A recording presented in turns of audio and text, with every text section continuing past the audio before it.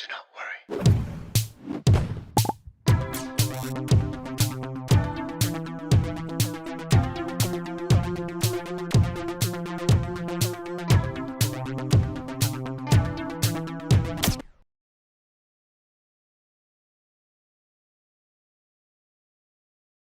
Whoopsie, how's it going, everybody? Welcome to a brand new episode of Do Not Worry, a brand new stream, casual solo stream. Well, I mean, not that solo, folks, because I'm joined by the lovely, the ever lovely little Maki. Maki taking a little nap. Also, I just realized that my mic settings were like really fucked up for the last podcast. Let me know if the sound is a little bit better, not as loud as before.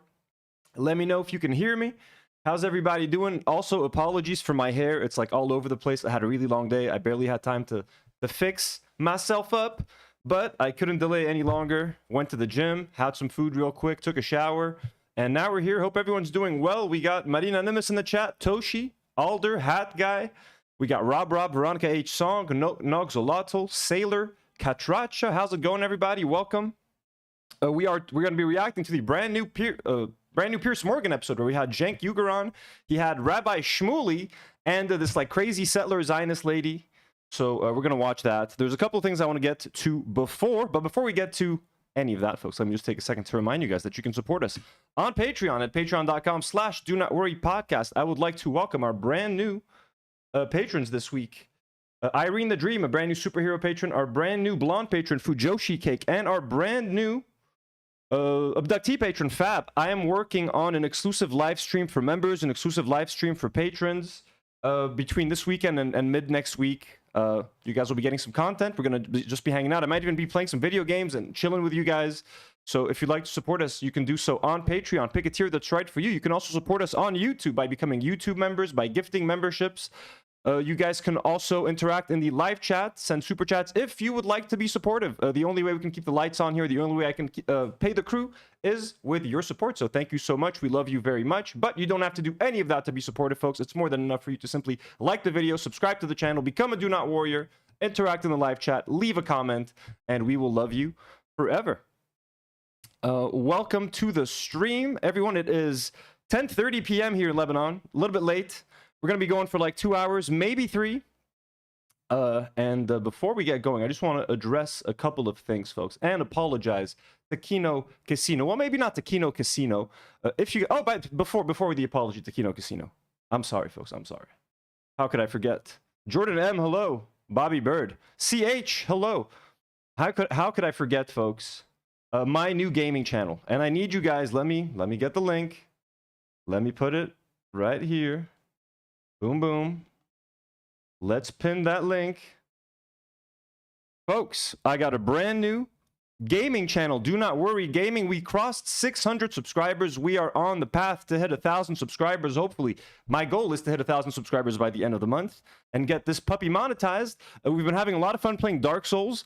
I killed a giant rat, and the stray demon last time took me like an hour and a half and like over 33 deaths to kill the stray demon, but we finally got it done. And I have some fun things on the horizon on that channel. We have a whole bunch of other games that we're going to be playing. I'm going to be reviewing movies over there. This is going to become like my nerd kind of geek channel where, for example, I'm invited to the premiere of Fantastic Four next week. Next Wednesday night, I'm going to be watching Fantastic Four. So I might come back home, do like a quick reaction stream on the gaming channel. Okay, stuff like that.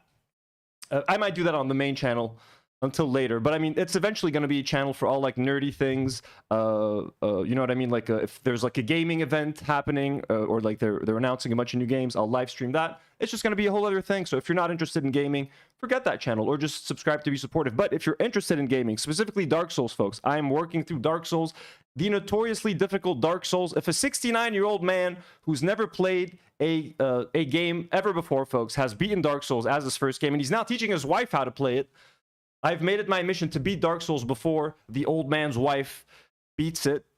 So yeah, consider subscribing. We're at 607. Let me refresh. Let me see if any of you guys just subscribed right now. There we go, 609. That's what I'm talking about, folks. That's what I'm talking about. Let's get to like 630 by the end of the stream. So again, consider subscribing to the brand new channel, and I will be forever grateful. I'm so thirsty. I'm so thirsty. I made a protein shake. It's in the fridge, but it's like disgusting. It's like a vegan protein shake that I bought by mistake, and it's horrific. Here, look at Maki as I drink.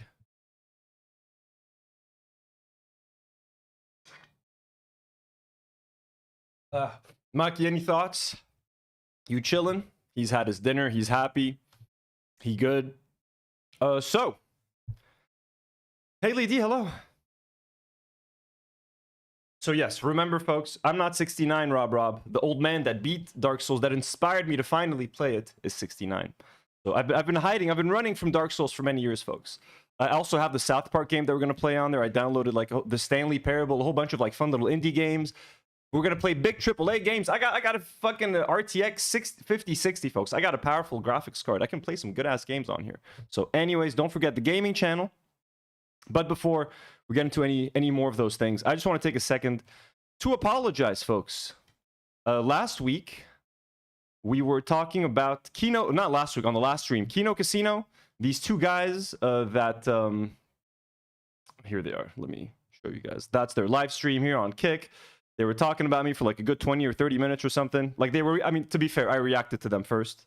But then they were reacting to me, reacting to them. They joining the Titanic after it hit the ice. They're just kind of like insane, you know what I mean? Like weird right-wing incel weirdos. So hey, good on them. They have their audience, you know what I mean? Americans love them. Some incel right-wingers on the internet, don't they? But anyways, I've come to learn, but before I talk about what I've learned about these two boys, I did kind of talk about, so their names are, the top dude is called Andy Worski. I have found out, I have discovered his name is Andy Worski, and the bottom dude is called PPP. He's like a gambler. This dude, we'll get into some of his past in a second. It's very interesting. But I did kind of make fun of PPP's weight a bunch. You know what I mean? They were making fun of me. I was making fun of them, folks. Okay. I'll be honest with you guys. It made some of you guys upset. I know that in the Discord, some of you guys reached out to Nour and were like, "Hey, we'd love for Anthony to know that like some people are upset that Anthony was being fat phobic." Now, to be honest with you guys, I love the whatever you want to call it, the chubby community, the chunky community. Okay, there's just more of you to love the way I see it. I was just probably kind of being an asshole, you know what I mean? If someone pisses me off, if someone upsets me, I'm just kind of gonna be a dick. Now, to be honest, they didn't even upset me that much. They were just kind of being extremely stupid and bad faith. So I figured, hey, it's an easy target. Go for the weight. I still think it's kind of funny because like if he was making fun of my looks, again, I shouldn't have stooped to their level. So, and I want to read a very sweet comment that I actually got on YouTube, and I hope you don't mind me calling you out. This is by Nefla22. Says, "I love your podcast. You're so talented and naturally funny and deserve a much larger following than you have right now. I'm genuinely excited to see your platform continue to grow." Well, that's, first of all, very sweet. Such a nice message. And such a nice way to start the message. Thank you so much. Please consider not doing fatphobic humor. It's hurtful to a lot of people, and you're plenty funny enough without it. And to be fair, there were a lot of similar comments in the live chat when I was doing that segment. And on Discord, people reached out to Nour. So this isn't even an apology to PPP or Kino Casino. This is an apology to my audience. If I upset any of you guys, if any of you guys consider yourselves a little bit rotund, and if rotund is a mean word also, I apologize. If you are overweight, and if my comments made you upset, even if you're not overweight, and you can get upset at my comments without being overweight. But if you are specifically, I'm talking to right now, I'm talking to my little chubbies out there, okay? I'm talking to my chubbies. If you heard my comments and thought that I was insensitive or kind of being an asshole, and if you felt hurt by what I said, I'm really sorry. I love all of you guys. If you're in our live chat, if you spend any time on this channel, you guys are awesome. I don't give a fuck about upsetting, not that PPP or Andy Worski, the crackhead, I'll get to that in a second, give a shit about what I have to say. I really care what you guys think, so I don't want you guys to be upset. You know what I mean? It happens, you know what I mean? I'm gonna get upset sometimes. I'm gonna say some shit on the internet. It's probably not the end of the world, I would say, but what I would like to clarify is that I want this to be a space where everyone feels welcome. Whatever you look like, however you feel, however you identify, etc. I'm not here to make you feel uncomfortable, you know what I mean? So this shouldn't be a space where no matter how upset I am, no matter how warranted I feel the criticism might be, especially when someone's coming after my looks, goddamn, and my beautiful looks. I'm not calling them. I'm kidding, folks. I'm semi-beautiful. And who gives a shit what these two fucking idiots have to think anyways? So I shouldn't have even lowered myself, stooped to their level. So if anyone was upset, I apologize, folks, okay? To all my little chubby chubs out there, my little chubby kings and queens, we love you. I think I saw a super chat. Nogzolotl sends $5 and says, did you see that Paige Christie made a terrible take on the lawsuit and Bad Empanada called her out? Now she cries racism because of her bad research. I kind of saw something about that. I'm a little bit tired of the lawsuit content for now, so I don't think I'm going to cover that, but thank you for the heads up. I did see something about that. We can look into that if you guys are interested. If there's time at the end of the video, we can do that. So that was my apology. Not to Kino Casino, folks. My apology to you, the viewer, to the Do Not Warrior. If my comments, if anything, upset you guys, you know I love you. PPP and Andy Worski, I found out some shit about y'all. Y'all are crazy, yo. What the fuck is up with that? So, let me read a message that I got on Discord. And I'm not going to show it. I'm just going to read it off cam because I don't know if the people want it to be identified. But Nour sent this over to me.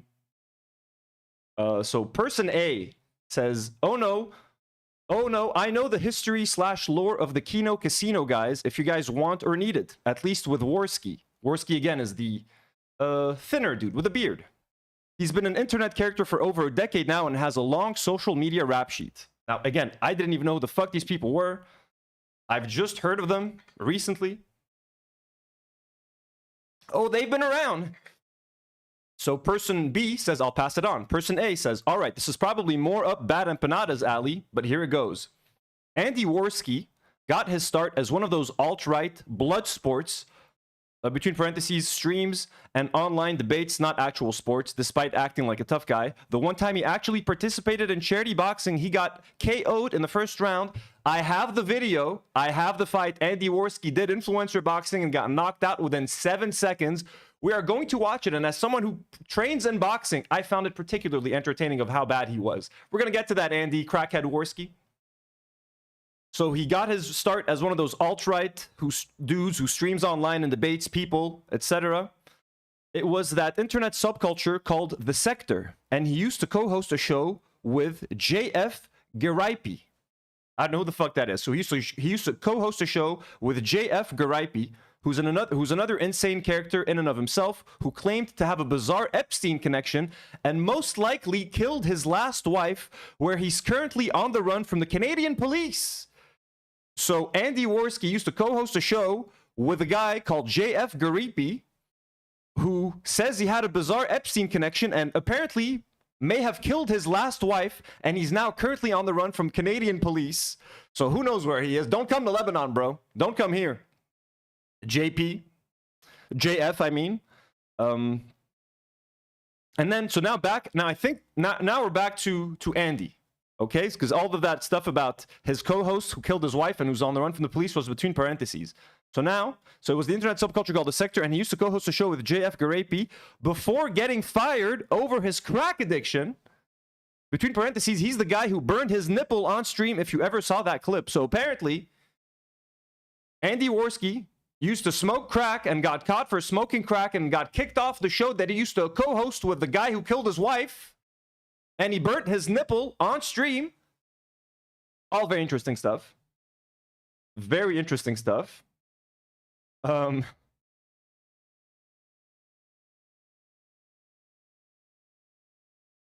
We got there's probably more I'm forgetting, but it's a decade-deep rabbit hole for anyone who wants to look into it. Be warned, parts of it aren't YouTube friendly. I don't know much about PPP beyond he's religious and a gambling addict. PPP is the person I made fun of for his physical appearance. So I don't know much about PPP beyond he's religious and a gambling addict. And then that person says, I can't believe knowing about all of this might have actually come in handy for once. There you go, right? All this useless internet stuff.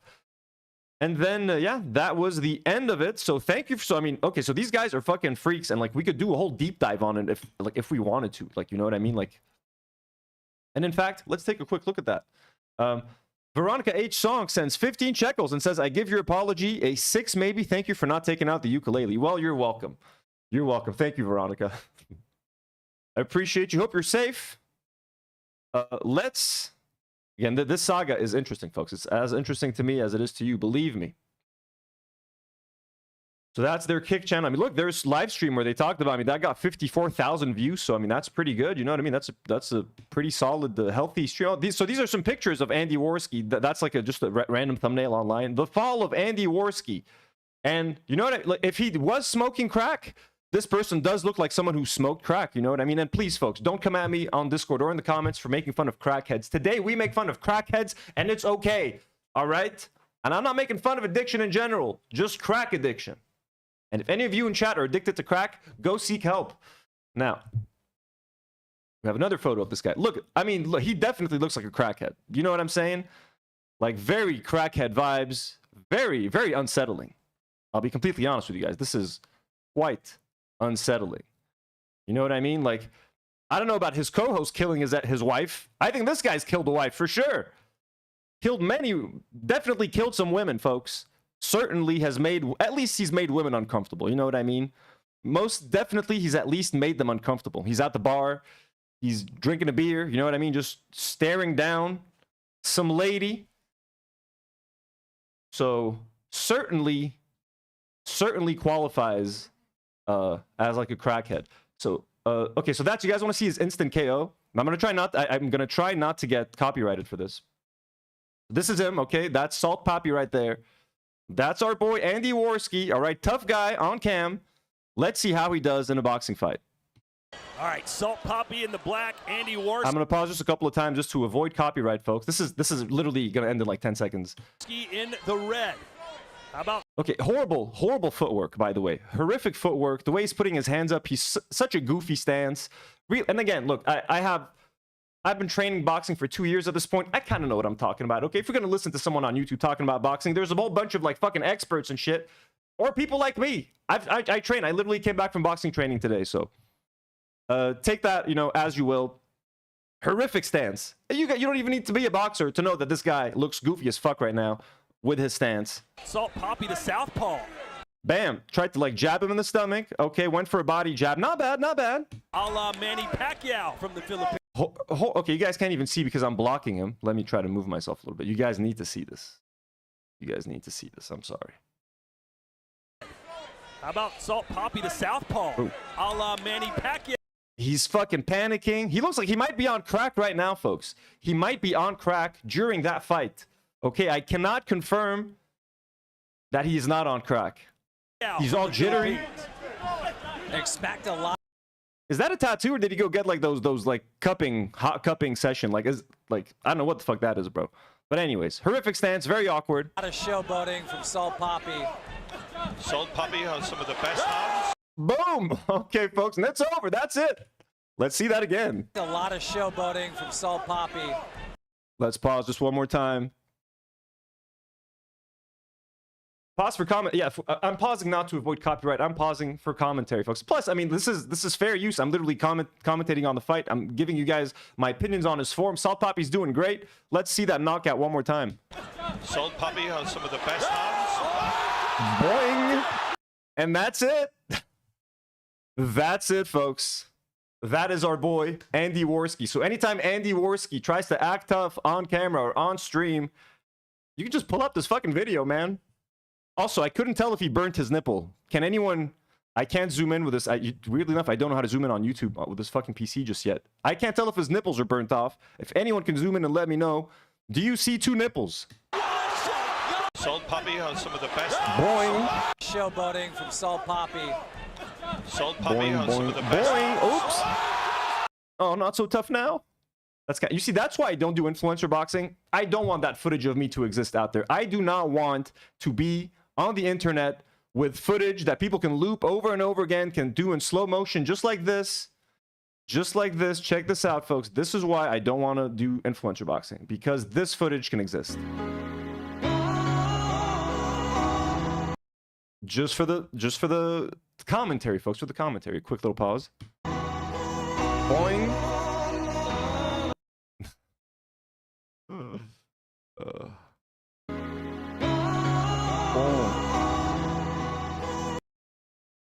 Boom, one more time. There we go. Okay.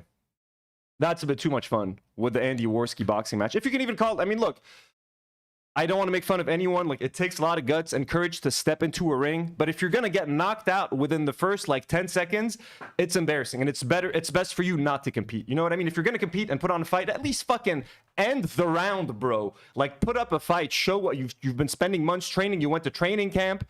If you're going to do that, if you're going to compete, And if you want the respect of stepping into the ring, at least make it past 20 seconds. You earn no respect for this. This earns you no respect. This, you should have stayed home. You should have stayed home and not competed. I'm sorry, man. Like, do you want anyone who, like, whose respect is this going to earn, bro? You know what I mean? Stay home. Boing. Host another stream with PPP. Mudmud sends €2 and says, am I not even allowed a little crack? No, Mudmud. No crack for you. No crack. Fart Twain sends $2 and says, is AB allowed in Lebanon? What is your ruling? As Lebanon's premier authoritarian decision maker, AB's visa to Lebanon has been rejected. Him and Lena are not now. I mean, look, of course they're allowed back, man. You know what I mean? There's a bunch of Lebanese people here that are like more pro-Israel than AB and Lena are. And I'm not saying that AB and Lena are pro-Israel, but they work for a Zionist and they don't care. You know what I mean? So they're welcome here in Lebanon. Sure. Why not? I don't want to interact with them. You know what I'm saying? But who am I to judge and decide? Bro, my hair is so fucking bad. I fucking hate it. Bob Vaughan, who's been a member for 1 month, says, as someone who only went to Beirut for a week at a time, I saw no crackheads, neither in the South. Is this still valid today? How bad has it gotten? Honestly, crack is like an American problem. You know what I mean? Like, crack is very much a you thing. I'm sure there's crack in Lebanon, but like, I don't know of, there's a whole bunch of drugs that people can do, but like, I don't know of crack being that prevalent here. I think it's much more of an American thing. You know, crack, fentanyl, what else do you guys love? Oxy, all that sort of thing. Jordan M, who's been a member for 4 months. Jordan M, we love you. Tell him you'll box him IRL and be his second KO. I mean, look, I know I said I'd never box because I want to avoid getting knocked out, but like, I don't think that this fucking dude right here poses any threat to anyone. I would fucking beat this boy's ass. He seems old too. If he was smoking crack 10 years ago, this guy's not in great fucking shape. I can definitely fuck him up, I think. So, Andy Worski and PPP. PPP's a heavyweight. And PPP's a like mega heavyweight, so it's not fair. If he can get a hold of me in the ring, he can beat my ass. So, but yeah, I think there's more. Is there more of them? So, okay. Also, Andy Worski. I literally just wrote, what happened to Andy Worski on YouTube? Can you guys see that?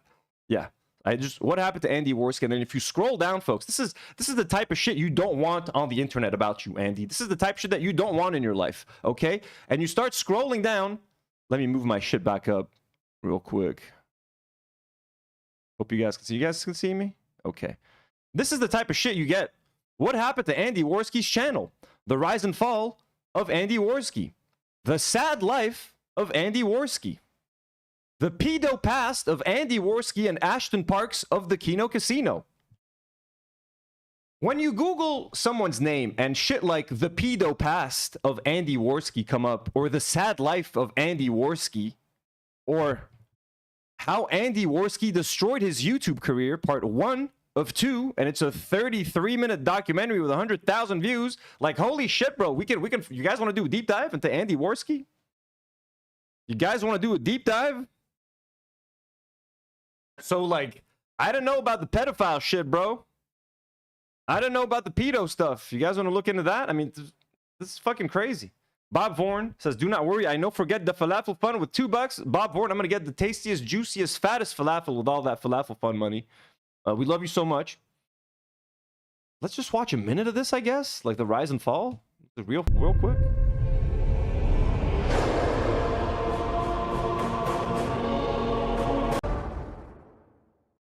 The satellite of unrequited love is mine. To be honest, I've got no intention of going there, until it's been purged. But we could certainly explore the odd away mission, and use... You look fucking because I weirdo. had intended on a content cut before on Andy it. For those who don't know who Andy Worski is a national treasure on the internet, which in real life is like saying you're the world's greatest athlete from the Federated States of Micronesia, and he has a status so vaunted and legendary, many would struggle to ever accomplish what he has managed to achieve. Such a legend Andy is, that even now with him being predominantly and basically on DLive, yes, people still remember his name and all of what he did, which is handy, because most of his content is gone courtesy of a rather annoying self-deletion, so we have to rely on clips from here and there, and he's been flagging people that re-upload it or criticize him in their own videos. No irony, irritable bowel syndrome, to a Let's skip lengthy a little break bit. to what encourages me a very Come on, man. brief At least have it cut up into timeline of chapters Andy or something, Warski's bro. going to be furries. For the sake of this timeline, I'm going to include a disclaimer. There are not going to be many clips used because I don't want to be risking getting flagged for criticizing somebody that needs to be criticized over and over again. So instead, we're going to dive straight into the timeline by first of all saying, if you want something more thorough, I would recommend Hi, I Think I'm Real. That is the name of a channel for somebody who has done a two-parter. Karen Goodwin just came in and got a blast from the past, says, just came in here and I haven't heard that name, Andy Warski, since the anti-SJW Kikastan cringe days. Yeah, apparently he was a character. Like he's been an edgelord type character for a while. On Andy Warski. It is well thought out, and he uses plenty of clips. Okay, So let's how did Andy let's watch just like a more entertaining video about this. How about the sad life event? 8 hours? What the fuck? Okay, this dude. 6 minutes. So it's really unfortunate what has happened to Andy Warski and his show. Like, a lot of this, I think, could obviously have been avoided, but this is what happens when you listen to people like your audience, when you listen to people who call themselves your friends and stuff, like, and use that as manipulation, you know, when they're, hey man, as your friend, I don't really like the direction where your show is going, and I think you should do this and do all this stuff that you were doing before, because this is what I like, and this is what I think would be best for you. But because he listened to that, he slowly destroyed his show. You know, like By smoking crack. Did his audience tell him to smoke crack or burn off his nipple? First, pretty much Baked Alaska. Like, right? Like, at first they were making fun of Baked Alaska because it was in real life streams. And, you know, I felt some pity for Baked Alaska because I was like, gosh, let him be a retard. Let him do his thing. You know, everybody doesn't need to kind of dogpile on him. And make Sorry, his audio is really bad. I'm trying to make it as loud as possible, but... fun of him and start giving him advice, how he should run his show and all this shit. But then, obviously, his response, he was very bad to that, and then he kind of dug his own grave and made it much worse for himself. But this definitely whittled off a chunk of Andy's audience right there, probably a couple hundred people that would have watched, would have donated to his show. And then there was a whole JF thing, or even before that, there was the whole kind of fallout with Sargon that, you know, granted, yeah, Sargon's sensitive, you can't take a joke. Sargon of Akkad? What? He's had a run-in with a Sargon before? Let's just fucking ask Chat GPT, bro. Chat GPT. Did Andy Warski smoke crack?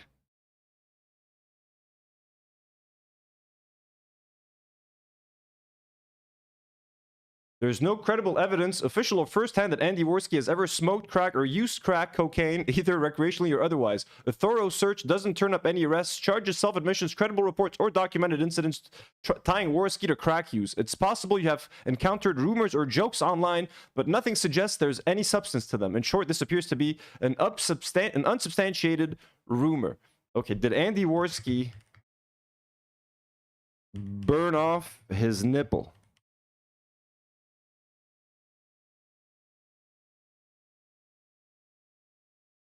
Yes, during one of his live stream, Andy Warski actually did burn his nipple on camera as a shock trolling.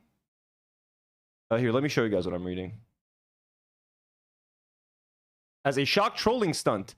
This wasn't a rumor or an offhand comment. It was something he intentionally did on stream. Yo, that's fucking crazy, bro. So he burned his nipple. Okay, final question. What happened to Andy Warski's YouTube career?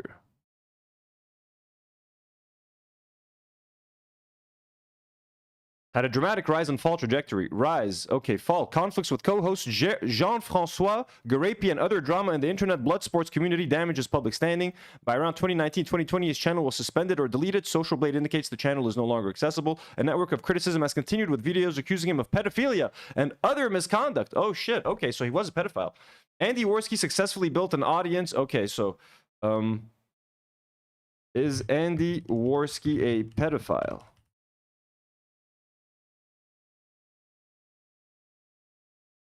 There is no credible evidence or reputable reporting that Andy Worski is a pedophile or has been convicted of sex crimes involving minors. What happened? In early March 2019, Worski hosted a live stream with Ethan Ralph, intending to expose a suspected child exploitation ring.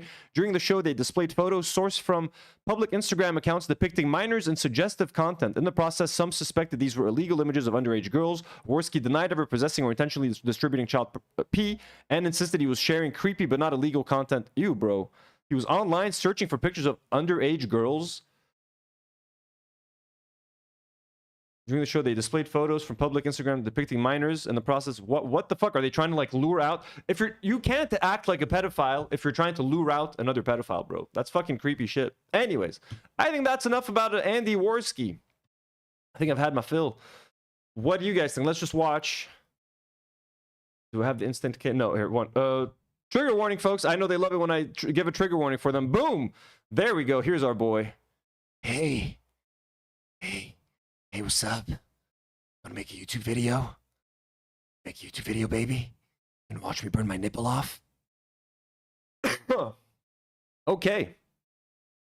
Fun stuff. Anyways. Hope everyone's doing well. We got 142 of you chilling here. How's everybody doing? Bam, bam. Now that's done. Let's see what's up. What's next on the docket, folks? So, I mean, this is hopefully the last time we have to mention these buffoons. This was just kind of interesting to know. What do we got? Some Superman updates, real quick. And then we'll get to, the next bit in just a moment. And Twitter's not letting me pause videos for some reason. Okay, unless I refresh the page. So we talked in the last couple streams how, and everyone's been talking about how the new Superman movie is like very much pro-Palestine, anti-Israel. The fictional countries of Baravia and Jahamanpur, you know what I mean? Are they stand-ins for Israel and Palestine? Who knows? But everyone's been speculating that it is, and you know what I mean? A lot of leftists and Superman fans are happy and kind of celebrating the fact that a mainstream movie is taking such an open anti-Israel stance. But the film's writer-director, James Gunn, has come out and denied that he wrote this to be an allegory or like to somewhat hint that this is taking place in the Middle East or to represent the war in Palestine right now, the genocide. Here's what James Gunn had to say. This is according to Variety. James Gunn said Superman is not about the Middle East, but political commentators are still debating the film's Israel-Palestine connection. When I wrote this, the Middle Eastern conflict wasn't happening. Oh yeah, because James Gunn, he's right. That all started on October 7th, so nothing was happening in Palestine and in Gaza and in the West Bank before October 7th. So that makes no sense, James Gunn. You know that. We all know that. When I wrote this, the Middle Eastern conflict wasn't happening, so I tried to do little things to move it away from that. But it doesn't have anything to do with the Middle East, Gunn said pre-release. It's an invasion by a much more powerful country run by a despot into a country that's problematic in terms of its political history, but has totally no defense against the other country. It really is fictional. And I mean, I guess that's what makes the situation in Gaza and in Israel so insane and makes the genocide so insane. It feels like something like, how can the world let something so cartoonishly evil happen? And like, I don't know, man, like James Gunn is writing a comic book movie where you have black hole prisons and like little pocket dimensions and proton rivers and a flying dog and shit like that. And he's like, okay, what kind of kooky scenario can I do? Look, I'm gonna make this super powerful country that's like openly invading this poor country full of children and women that don't have any weapons or without any self-defense. No one would believe that's true. Well, little did James Gunn know that it's actually happening right now in the world. It doesn't matter how crazy it sounds. Isn't that right, Maki? The fact that it is happening today is kind of nuts. So he says it's a complete coincidence. He didn't intend to do anything like that. Do I believe him? Look, is he openly going to come out and say, yeah, this movie is made to be pro-Palestine? No, he's not going to say that. Do I think that there's enough evidence in the film to suggest that this is kind of an allegory to Palestine and Israel? I think so, man. The fact that they continuously mention that this is a friend of the U.S., that they're openly trying to invade this country, where the people are kind of defenseless. The people clearly looked brown, you know what I mean? This wasn't no Russia, Ukraine. This was white people versus brown people. There's also the insistence that They want to liberate the people from their evil rulers. And then they keep making shit up. And even Superman was like, yeah, but we know that's not true, etc. There's like so many examples. So I think this was kind of a way, maybe, for James Gunn to suggest that this is a pro-Palestine film. But he's not going to come out and say it and alienate half of the American audience or shit like that. Hassan Piker, the left-wing political commentator and Twitch streamer, claims anyone involved with Superman is lying if they say it wasn't an analog for Israel and Palestine.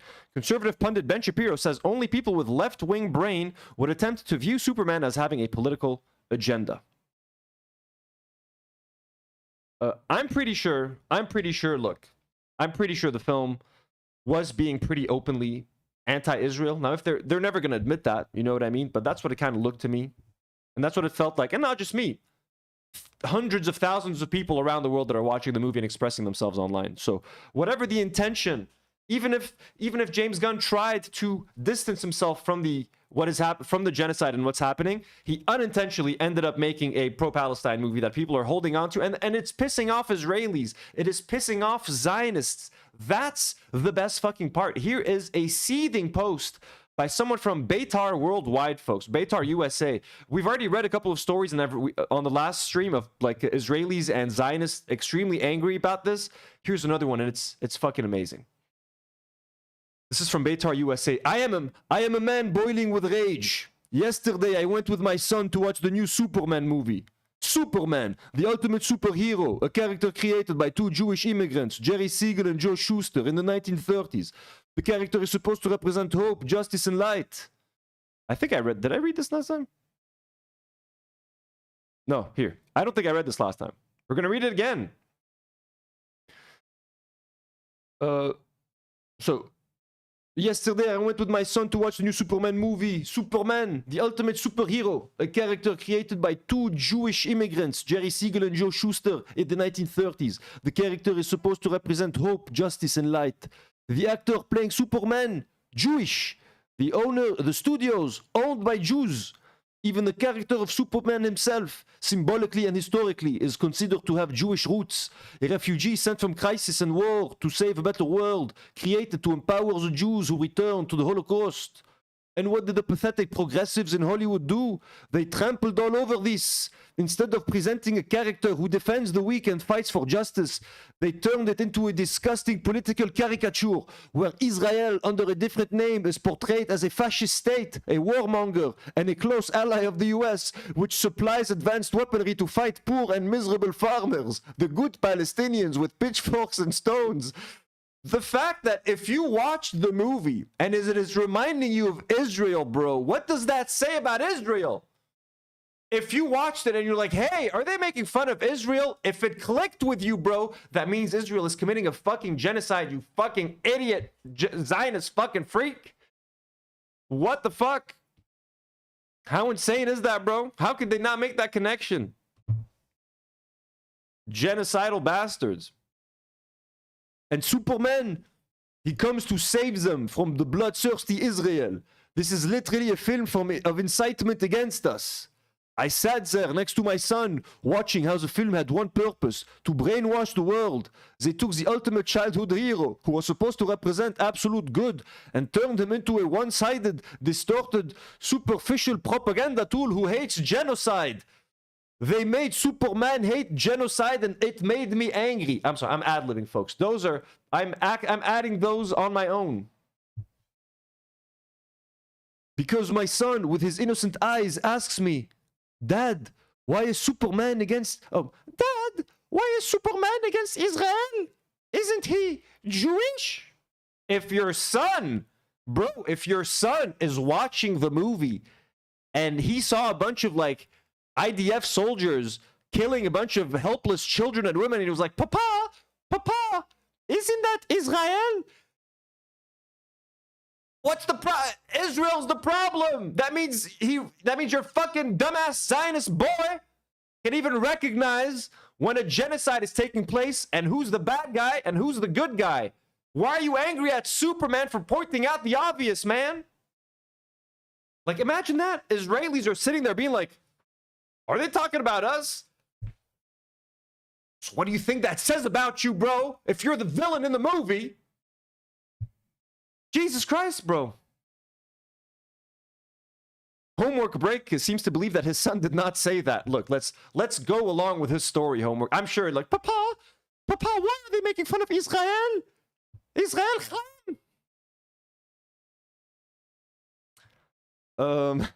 This is a long fucking post, by the way, folks. We're reading the whole fucking thing. So, because my son with his innocent eyes asks me, Dad, why is Superman against Israel? Isn't he Jewish? So let's talk about hypocrisy. About how the progressive Jewish studio owners who hate Israel hide behind this movie, sitting in their luxurious homes in California, feeling safe in their ivory towers. Aside from having a bar mitzvah for their dog, they have no connection to Judaism and choose to disconnect from the homeland that was founded on the ruins of people who behaved like them in Europe in the 1930s. Bro, your homeland was founded on the ruins of Palestinians, on the dead bodies of Palestinians, on the destroyed and burnt homes of Palestinians, burnt olive trees, or sometimes you just took the homes as they were with the food still cooking on the stove. You fucks. Aside from having bar mitzvah for their dog, they have no connection. Okay, behaved like them. So he's blaming, what are you blaming Palestinians for the fucking Holocaust, bro? It will come back to them like a boomerang. No matter how much they decorate their houses for Christmas, they will pay the price because history always repeats itself. They are turning Israelis into the bad guys, the Palestinians into the good guys, and missiles and terrorism into the struggle of freedom fighters. This is their coffin nail as they align with the politically correct studios of Walt Disney. Bro, you think Walt Disney gives a shit about Palestinians, bro? Walt Disney donated money to the IDF. Walt Disney is on the boycott list. People aren't supposed to fucking subscribe to Disney Plus on that shit, bro. What do you mean Walt Disney is supporting the Palestinians right now? It's just like James, and it's not even a Disney movie, man. This is a Warner Brothers flick. Bro, this is fucking Warner Brothers. So, you think David Zaslav gives a shit about the Palestinians? David fucking Zaslav? Have you guys seen what David Zaslav looks like, bro? You guys know what that man looks like? Let me show you. Look at his teeth. David Zaslav. And by the way, don't call me, we can make fun of veneers on the show. Okay, this is not an okay, don't be coming at me on Discord now and telling me that I can't make fun of this man's veneers. This is David Zaslav, the head of Warner Brothers. Fucking freaky looking man, bro. His teeth are like freakishly, I don't know. I don't like him. I don't like him. Anyways, we're not done with the guy's fucking post. So yes, I am offended, I am angry, I am disgusted. They are cowards. And I will tell you here clearly, the liberal Jews in America are the main contributors to anti-Semitism in the US.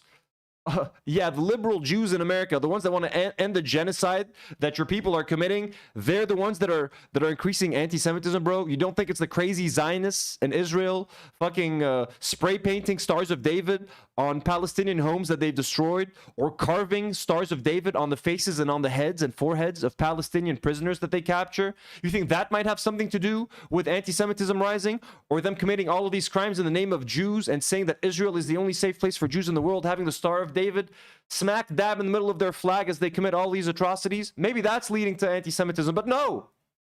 It's Superman and Jewish Voice for Peace. They and the push for progressivism in America, the takeover of communication and financial power, and the use of tools to brainwash our children in order to spread your distorted nonsense. Take your hands off Superman, because those who believe in goodness, justice, family, and identity are we. You, your God, is money. Nothing more. You are nothing but zeros. There is no greater enemy to an Israeli than the progressive American Jew. That's it. I've vented. The end.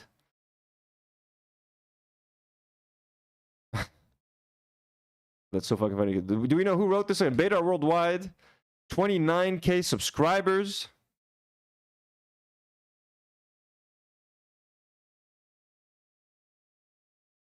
Oh, this lady's on Piers Morgan today. We're going to see this crazy lady. So anyways, what do you guys think of all these crazy Zionists being angry and furious that Superman is so very much anti-Zionist and pro-Palestine?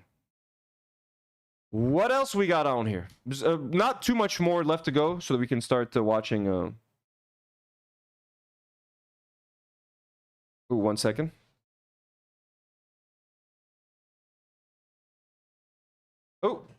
Just got an updated thumbnail, I believe. One moment, folks. We have a couple of just small Ethan Klein. Oh no, small Ethan Klein update, and then.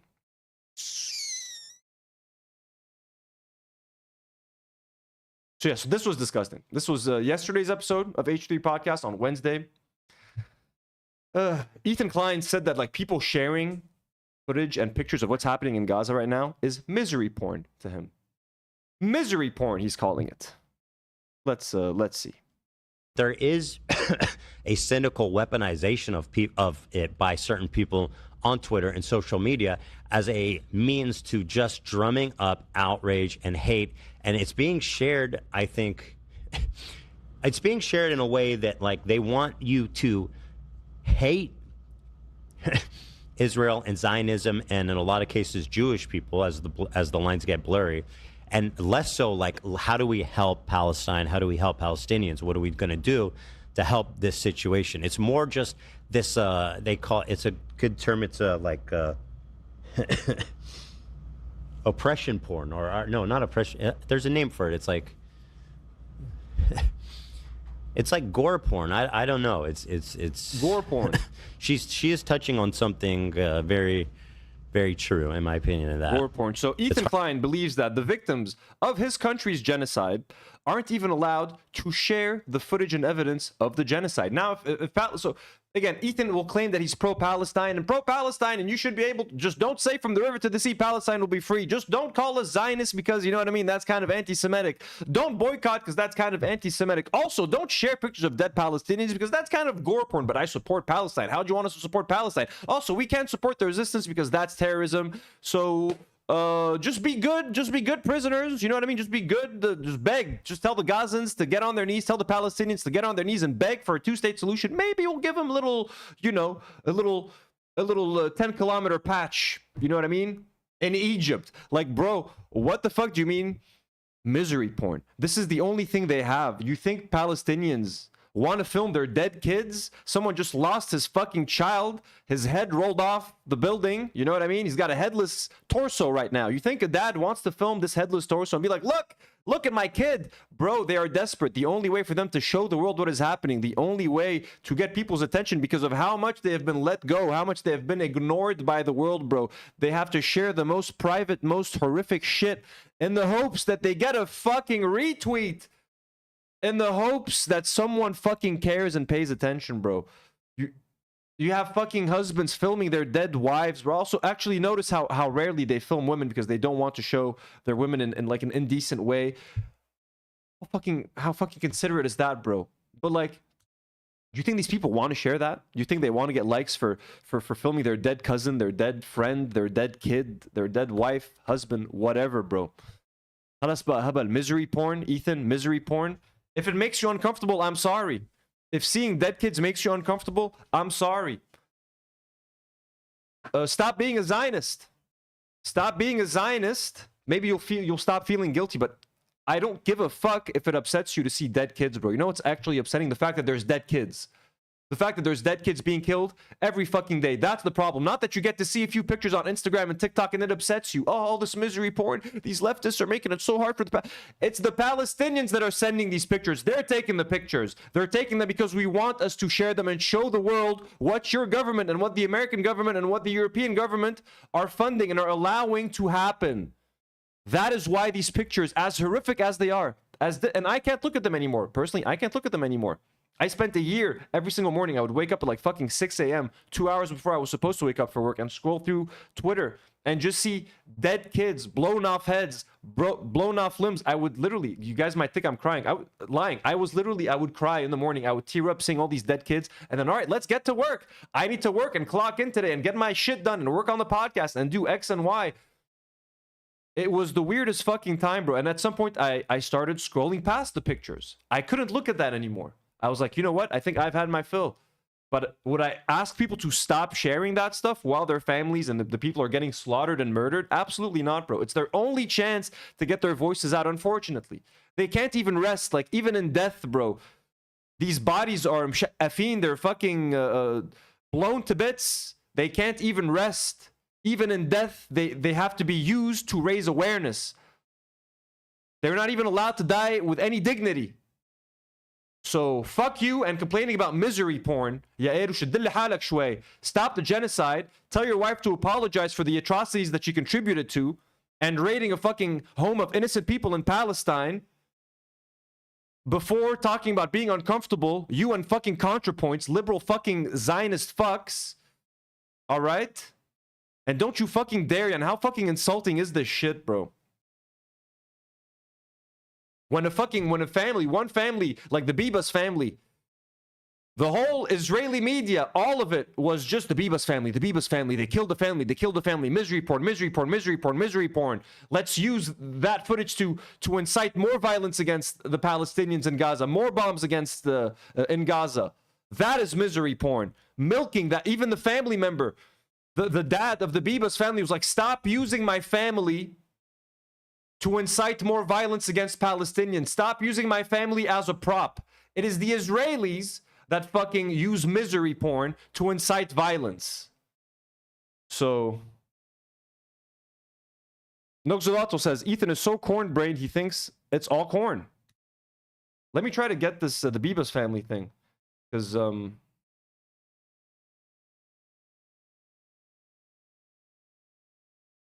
that is an important part of this, I think. Bibas family, stop using family.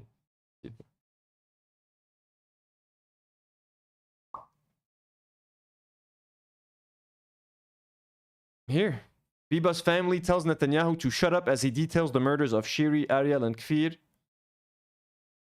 Publishing unapproved information is abuse for its own sake, says Ofri Bibas, hours after Netanyahu publicly gives graphic details for a second time this week, despite family's request.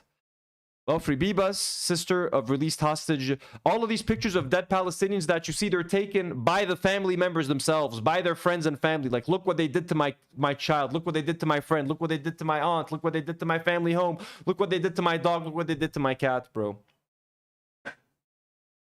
So, if you don't even want to listen, we get it. You're over it. You don't care. Halas. Best, don't be making stupid-ass fucking points like that. Yeah, Mauricio 44. Every accusation is a confession. Exactly. So, this is a dumb...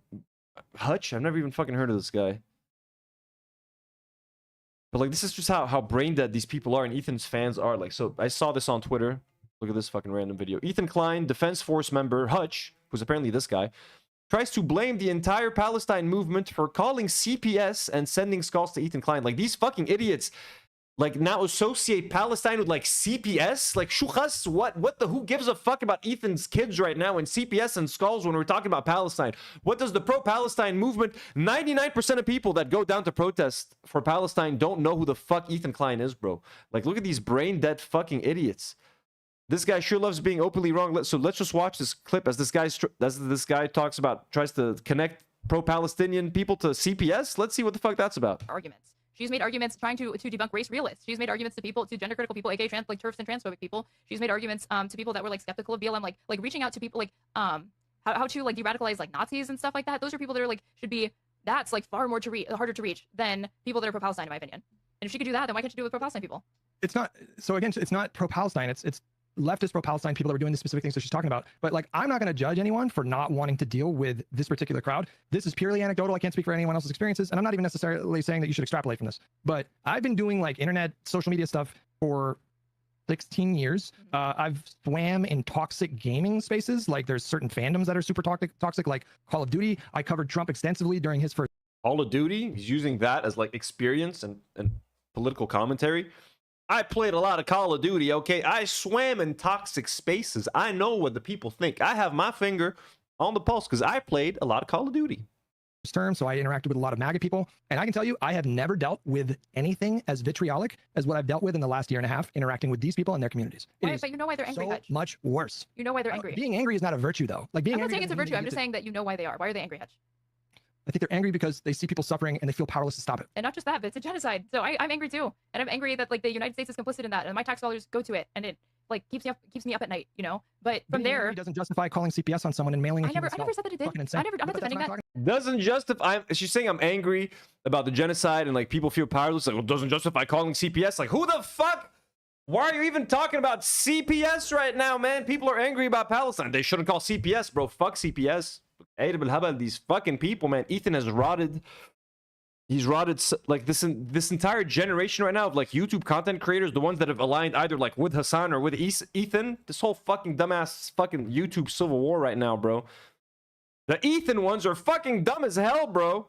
Why'd they call CPS, bro? Who gives? Anyways. That's that. Let us get to some Piers Morgan, folks. There's also a new Willie Mack video. I was like, should I watch the Willie Mack video? But I know you guys hate Willie Mack. So we're not doing Willie Mack. At least not yet. Maybe another time? Willie Mack's new video. You do not have the right to commit crimes, to commit a genocide. So you guys want to do Shmuley versus Jank?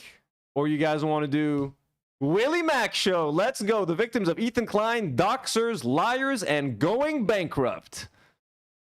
What do you guys want? Actually, no. I'm not gonna lie. We did the thumbnail. Piers Morgan. Let's do Piers Morgan. We can leave Willie Mack for another time. Willie Mack is at 160K views. Walla bravo, Willie Mack. Our brother Willie Mack, hardworking man, also milking the Ethan Klein situation. Let's see what's really been talking about lately. Hassan and Co. iDubbbz' career. iDubbbz' career. iDubbbz' career. Ah, nice. Destiny. This guy. Hassan. Interesting stuff. Definitely a lot of iDubbbz. Good job. Look, as long as iDubbbz is paying your bills, Willie Mack, you know what I mean? I'm happy for you, bro. Willie Mack show! Okay.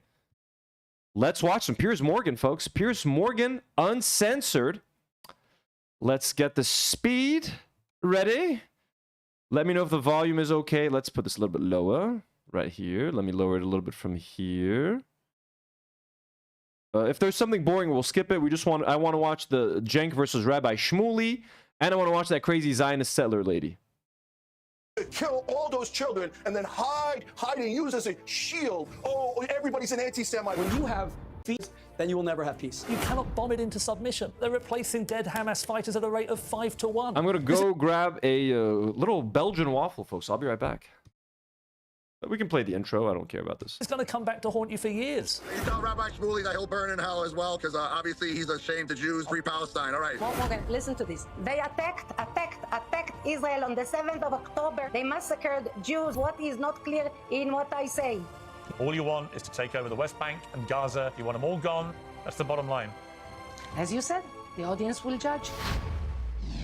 Israel's illegal occupations in the Palestinian West Bank are under intense scrutiny after a US citizen was brutally beaten to death by settlers. A 20-year-old who just opened an ice cream business at home in Florida was attacked on Friday night while visiting relatives and died before reaching hospital. Mike Huckabee, the US ambassador to Israel and normally a fierce advocate for settlers, called it a criminal terrorist act. The West Bank is 50 miles from Gaza and separated by uncompromising I'm back, folks. Israeli... I'm back.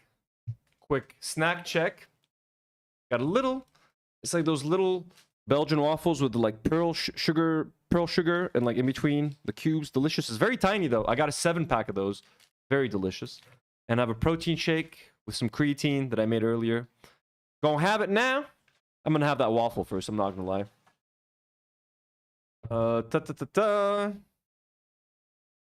Okay. Let's get back to this. Let's go. Thank you to everyone who's here. Also, don't forget to subscribe to the brand new gaming channel, folks. Do Not Worry Gaming. The link is pinned in the live chat.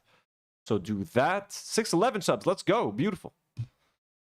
Checkpoints. The violence has surged since October the 7th. Netanyahu's government has been expanding its occupation ever since, and the UN estimates that 1,000 Palestinians have been killed. Settlements have been a major barrier to peace for decades in the region. Most countries agree they are illegal, but many religious Israelis believe they have a divine right to be there. The current Israeli government is often accused of using the most aggressive settler groups as a proxy force for shrinking the Palestinian state, an issue highlighted in a recent documentary by Louis Theroux. We do for governments. I wanted to watch this on stream, but they kept copywriting people, so I never did it. We got Nata, who's right next to Maki. Hey, little Maki. Don't you attack Nata. Nata, be a good girl, okay? They cannot do for themselves. Even if you take Netanyahu now, He is very happy what we do here and also about our plans to build Jewish communities in Gaza. He's happy about it, but he cannot say it. He says the opposite. It's not realistic. Good. We will make it realistic. It's not forcing the government. He's helping the government. Under the Geneva Convention, transferring a civilian population into a conquered terrain, that's considered a war. Little Nata. Little Nata wants to say hello. Want to say hello? Want to say hello? Say hello. Yeesh. A tiny baby. Don't bite any cables, Nata. Okay? Be a good girl. Be a little good girl. Sweet little girl. Crime. What I do here is a war crime. According to the UN. Haley D sees the cat butt right away. You got little Nata butt. Operating with a person who committed war crime? Well, I'm interviewing you. It's a light felony. Well, in a moment, we'll turn to the bigger picture and Israel's strikes today on Syria, as well as the Mossad conspiracies and anti-Semitism claims at the heart of the Epstein Files debate. We'll begin by talking to Daniela Weiss, who you just saw in that Louis Theroux clip, the leader of the settler group, Nahala. Well, welcome to you, Daniela Weiss. Thank you for joining me on Uncensored. Let me start by asking you, Mrs. Weiss, you're known as the godmother of the Israeli settler movement. Is your ultimate ambition... Evil fucking... bitch. Can I say that? Can I call her a bitch? I can call her a bitch, right? Evil Zionist settler lady responsible for kicking people out off their homes. I think bitch is the nicest thing I can call her. Right, Natuti? Right, little Nati? Right, little Nati? Yes, yes. Thank you, Nata, for allowing me to say it. For all Palestinians to be removed from the West Bank and Gaza? You ask if it's my... it's what I want. It's not ambition. Ambition I put into positive things. I mean, when people have to move from one place to another, it's not... Haley D is using her Arabic lessons wisely, calling her a sharmuta. Exactly, Haley. She's very much a sharmuta. CH sends $2 and says, this crazy old lady, she was a Nobel Peace nominee. Jesus Christ, really? They nominated this lady for a fucking Nobel Peace Prize? How the fuck does that happen? Not a question of ambition. I think there is no choice now, especially after the massacre of the 7th of October. The Gazans finished their chapter of history in Gaza, and they will have the terrorists themselves. Oh, chapter's over. That's it. After October 7th, folks, it's done. They had their shot. It's done. They had their fun. Now it's ours. We must take it. They did October 7th, folks. October the 7th. Don't you forget. Will be killed in the attacks of the Israeli army, of Tzahal, and those who support them will have to emigrate to other countries. And I think as far as people who want to live normal life, I think the option to go to other countries in the world is a good option. But it's not a question of ambition. I have an ambition. Yeah, why don't Israelis go to other countries around the world? Don't most of them have dual citizenships? I agree with that, lady. Go to other countries. Go back to New Jersey. To settle Jews all over the vast areas of the land that was given by God to the Jewish nation. God gave it to them. Is a good option, but it's not. I think as far as people who want to live normal life, I think the option to go to other countries in the world is a good option. But it's really also, how easy is it? So for these Palestinians that live in Gaza who are trapped there, who can't even leave Gaza to go into like Israel to work, they can't go anywhere. They don't even have passports. They're not allowed to fucking leave. Literally, that's why they called it an open air prison. Where do you want them to go? What are European countries lining up to get them? You know what happens every time Europeans have to greet 2 Syrian refugees? Fucking protests, thousands of people in the streets. No, don't change our culture. Europe must remain white. Look out for our culture. Europeans fucking hate it when immigrants go there. So stop killing people, stop ruining their homes, and then shipping them off, tell them to go overseas. Hey, why don't you immigrate? Then when we try to immigrate, you fucking complain. Oh, all these immigrants are coming here. Bro, fuck you. No one wants to live in Europe. We just want to live in our homes, in our home countries. Stop fucking bombing us so that we stop having to leave to go live in your shitty fucking countries with shitty fucking food and no fucking sunlight. Fuck you guys for forcing us and forcing Arabs to live in countries with shitty food and shitty weather. It's not a question of ambition. I have an ambition to settle Jews all over the vast areas of the land that was given by God to the Jewish nation. So this is my ambition. And in the midst of things, with the attacks of Arabs in different periods of history, and especially I emphasize now the last attack, the last massacre. Attacks of Arabs. يا شرموطك السخ شكلك بقيرة واحدة أحبة خرية أمك شرموطة بيك خرا أختك أحبة وخيك كمان زب يا شلكة لك السخ شكلك بقيرة وكل الصهاينة اللي مثلك يا شرموطة لك ما بتسوي قيرة يا خرية.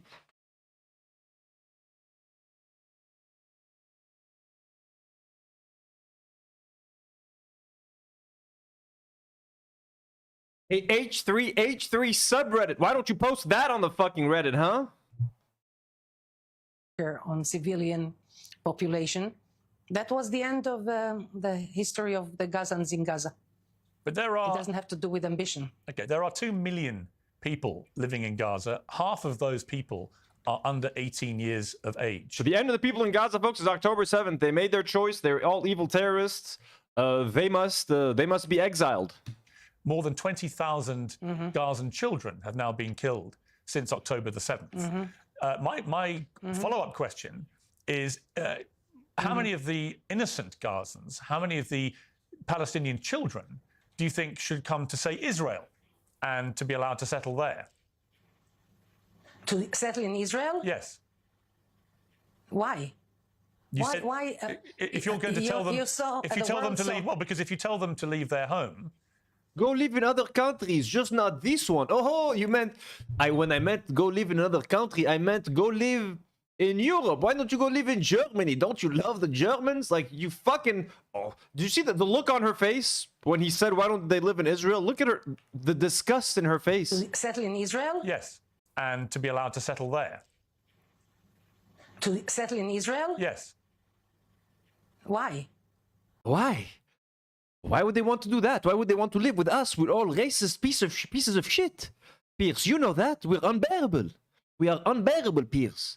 We love to kill children and we love to kill women. We have horrible taste in music. We can't dance for shit. All of our music is this shit techno crap. We all hop around and do this with our hands when we dance. We have no cuisine of our own. Piers, why would they want to live here? You're right, lady. Why would anyone want to live in Israel? Disgusting.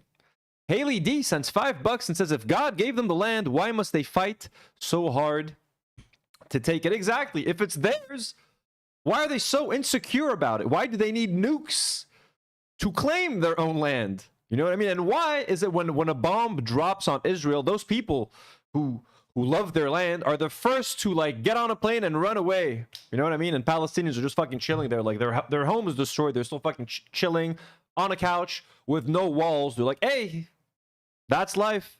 Israelis are hopping on a plane back to New Jersey. Why? If you're going to tell them, if you tell them to leave, well, because if you tell them to leave their home, and you say that they should live in other countries, why would Israel not want to provide a home for them? No. Because the conflict between Israel and the Gazans brought this chapter into its end. We don't take any chance anymore. Many soldiers told me, some of them from my own family, that they were witness to so much... I hope that the soldiers in your family get liquidated in Gaza. In any way, shape, or form, just get fucking liquidated in Minecraft in Gaza.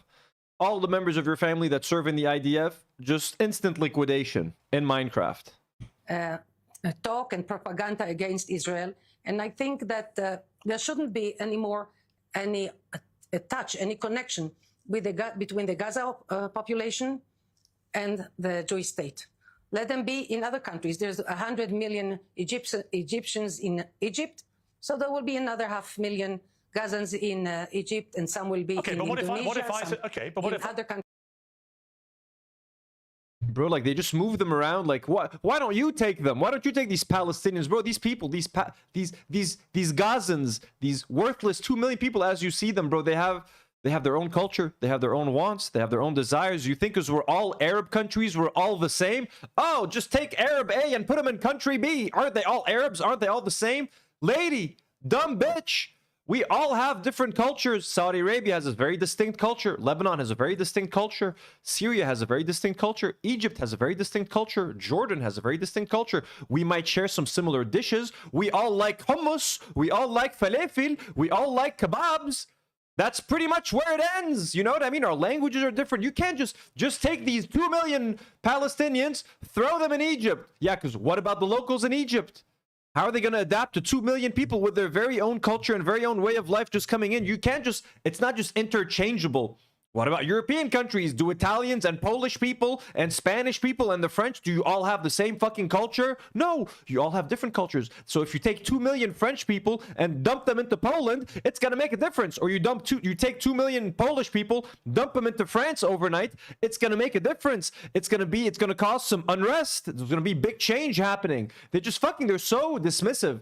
Just fucking, why don't they go there? Why don't they go there? Why don't they take him? Why don't they take him? Look, يا شرموطة شو إلك معنا يا خرية؟ هيدا بلدهم. أنت روح انتكر جاي على نيو جيرسي يا خرية. قايل بشكلك ولا بعد ناقص. Okay, but if I suggest that we carve out an area of Israel to put the Palestinians, we just slice off. Let me finish. We slice off an area of No, Mr. Superman, like that, right? He's not even no, we will not slice, we will not share. No, Piers.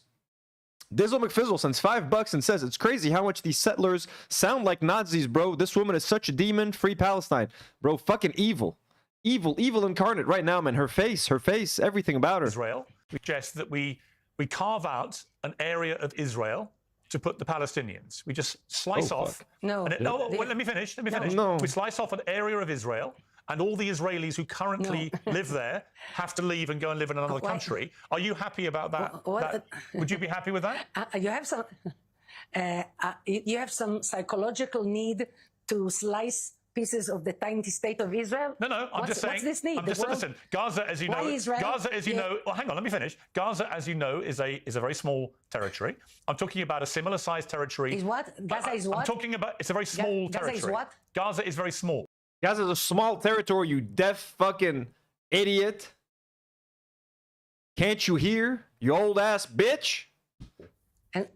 I know. So I'm talking about taking Indonesia. I'm talking about Africa taking. Is big. Let me finish. I'm talking about taking the Gazan people, the innocent Gazan people, not Hamas, but innocent Gazan people, and I'm talking about taking not Hamas, the innocent ones. But Piers, how can you tell who is Hamas and who is not? A piece of Israel and removing all the Israelis who currently live there and sending them off to other countries, and then you put the Palestinian people in that space in Israel. How would you feel about that? It's not a question of feel. It's not going to happen. Right. Why would that be wrong? Why would that be wrong, Mrs. Wise? Why would that be wrong? Because it failed. We left Gaza in 2005, and we were promised that Gaza will be Singapore.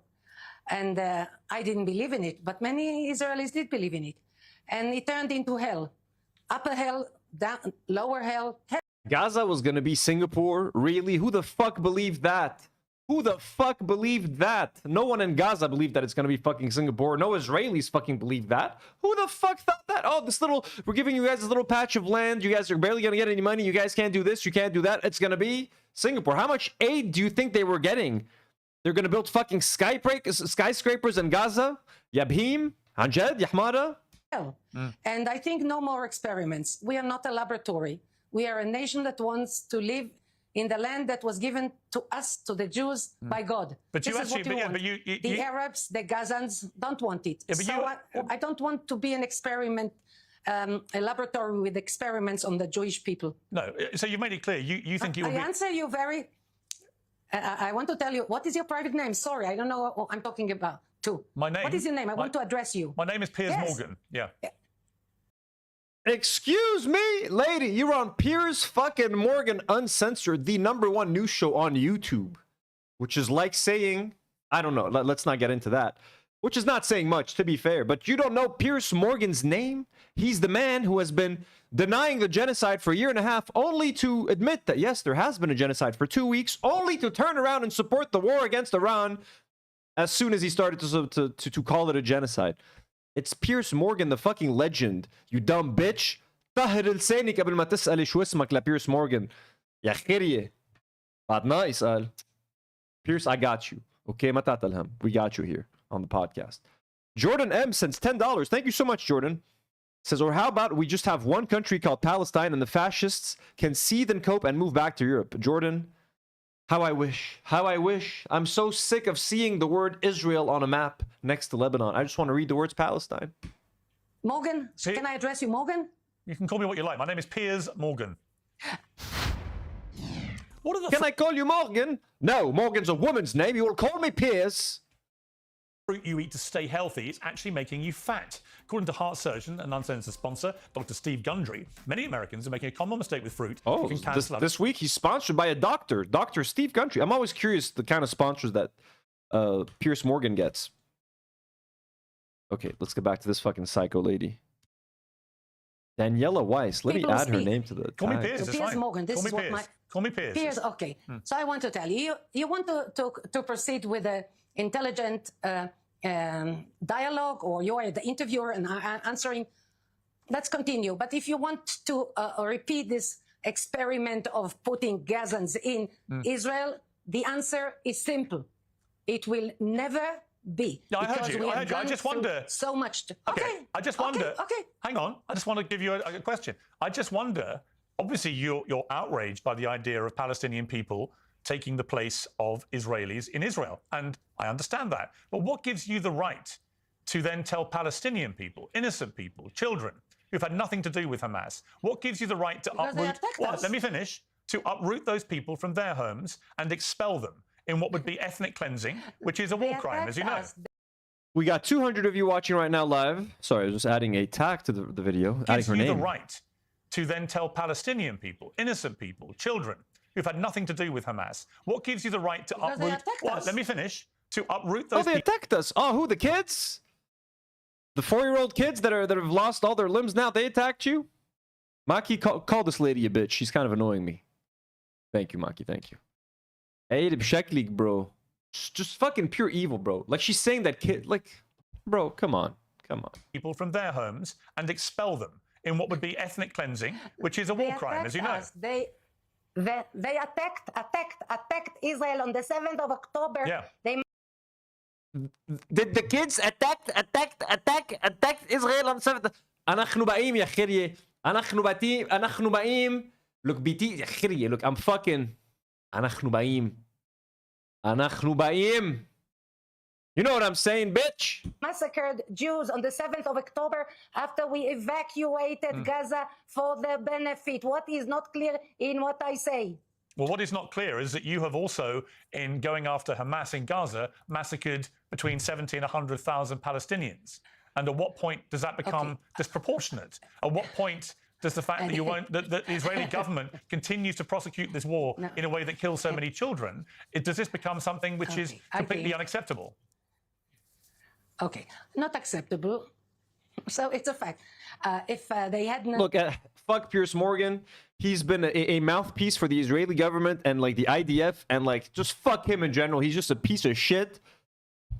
But at the very least, this interview is doing Israelis no favor. This is only working if you're already a fucking dumbass Zionist. If you're anyone who's kind of in the center who has doubts, if you hear this fucking lady talk, you are instantly turning on Israel, against Israel. And the fact that he has Rabbi Shmuley on in this episode, he is also the best anti-Israeli spokesperson you can hire. These people are so hateable. They're so unlikable that even if you loved Israel, if you just listen to these people talk for 10 minutes, I think you might end up hating Israel by the end of the conversation. So it's great to have these fucking demons on because they just instantly do the work for you. There's just such pieces of shit. You don't even have to try. You don't even have to argue with them. Just let them talk. They're so unhinged. You say that it is not acceptable. I understand that it's not acceptable by you. I think that if the Gazans hadn't started, the Hamas hadn't started the attack, there would. Future May Queen says, yeah, you know shit's bad when you're on Piers Morgan's side. Exactly. It's fucking absurd. I think that if the Gazans hadn't started, the Hamas hadn't started the attack, there wouldn't have been a war. And we, for instance, as people who were evacuated from Gaza, in the past 20 years, I must say it's kind of a unpleasant confession for me, but this is the truth of the matter, that we haven't dealt with the idea of returning to Gaza, returning to our homes, because we said, okay. Returning to... Bro, I can't keep my cool when I listen to these fucking people returning to our homes. Home. This isn't your home. You stole these homes. The people that are there, bro, this shit belongs to them. No, granted, a lot of people in Gaza aren't from Gaza. They don't belong in Gaza. They're from other places of Palestine. From Palestine, they were kicked out of their homes. Their families were killed. Their homes were burnt or stolen. They were all pushed into Gaza. So no one took your home, you fucking psycho Zionist genocidal bitch. Okay? No one took your home. It ain't your home to begin with. It was a contract. We gave it away. We didn't want it to happen. It happened, and that's it. The gates closed. Yeah, but but here's the thing. Here's the problem, Daniela. You have no right. Israel has no right to just take Gaza, to just take the West Bank, to expel we didn't take Gaza. To expel 8-9 million Palestinians. You have no right to do this. You've had no right to occupy Gaza for the last God knows how long. Where do you think you have this right to do all this? You're furious at the idea of any part of Israel being given up for Palestinians. Fine. Okay. But why would you then think it's fine for you to take over Gaza and the West Bank? May I ask you, why do you repeat the same question 3 times? You know, I don't see your face, so it's a kind of difficult without the gestures. So well, let me simplify it for you. What gives you the right? What gives you the right to think that you can expel millions and millions of Palestinians? Look here, I don't know. Stop smiling, you fucking nut job. So disturbing. The viewers, the people who see your program, have the patience for a historical summary. As the state of Israel was established in 1948. We got Bunker Cat people in the chat? Where we got Bunker Cat people? Bunker Cat, what up, Bunker Cat? Bunker Cat, what country are you from? What up, bro? Bunker Cat, are you from like a Spanish country or something? Welcome to the chat, Bunker Cat. Friend of the show, Bunker Cat. Kelly Morales sends $2 and says, I rebuke her. Whoever's here from Bunker Cat, welcome to the channel. Consider subscribing, consider hanging out with us. Malaysia, fuck, that's fucking awesome. Damn, dope, that's fucking awesome, dude. Okay, that's so fucking random. Dope. Bunker Cat, welcome to the chat. Whoever's here on Bunker Cat's behalf, you are so very welcome here. We're watching some Piers Morgan. We're fucking around. We're watching this evil Zionist lady. So if you guys would like to join us, thank you so much. And Do Not Warriors, go hit up Bunker Cat and subscribe to Bunker Cat's channel. Let's fucking go. Let's raid each other, folks. That's how we do it here. Let's go. Jenny V sends $10. Thank you so much, Jenny, for the generous donation. She says, evil woman can't even look into the audience's eyes. Say it with your chest. Coward. She can't, Jenny. They might act all confident. Deep down, they know they're evil pieces of shit, and they know they're wrong. So, it's fucked up. CH asks, what's a bunker? And Jenny V, thanks again for the generous donation. Let me just quickly. Is Bunker Cat live right now? We're going to go back to the video, folks. Oops, no, wrong tab. Welcome one, welcome all.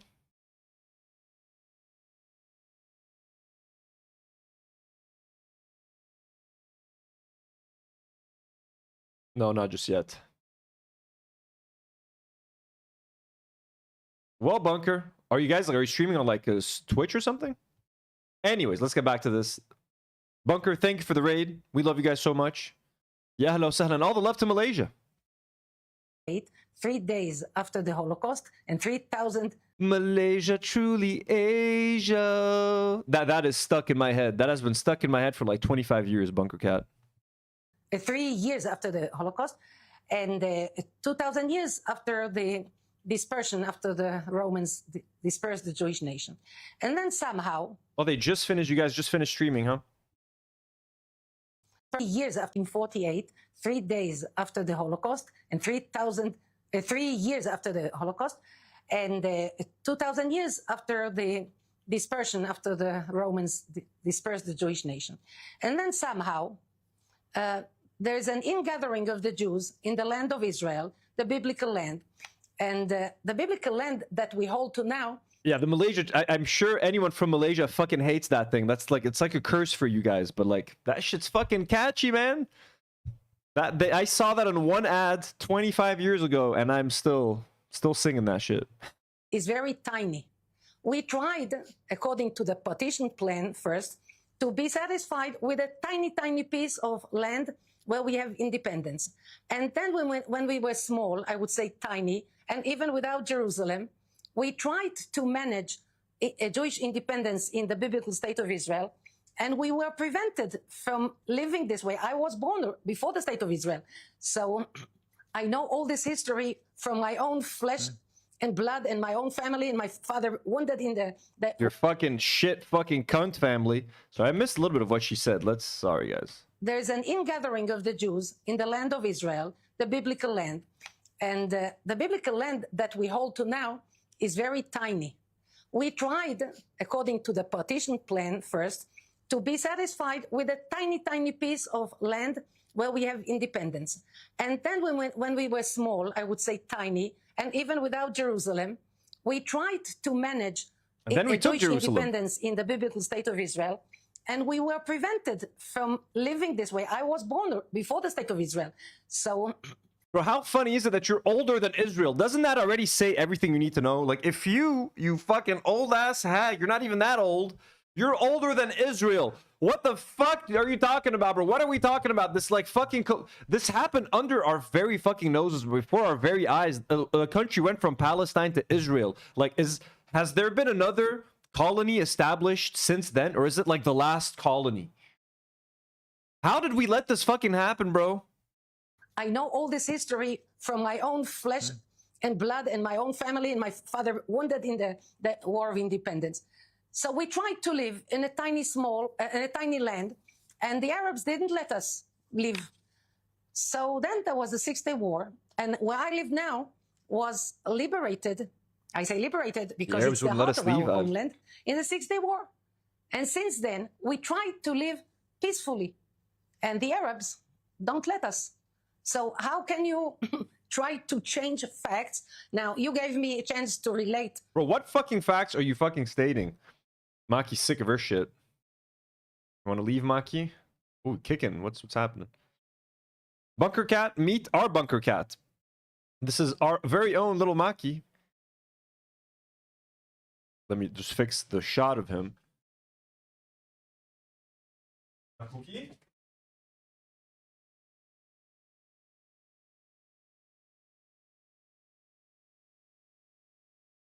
Boy.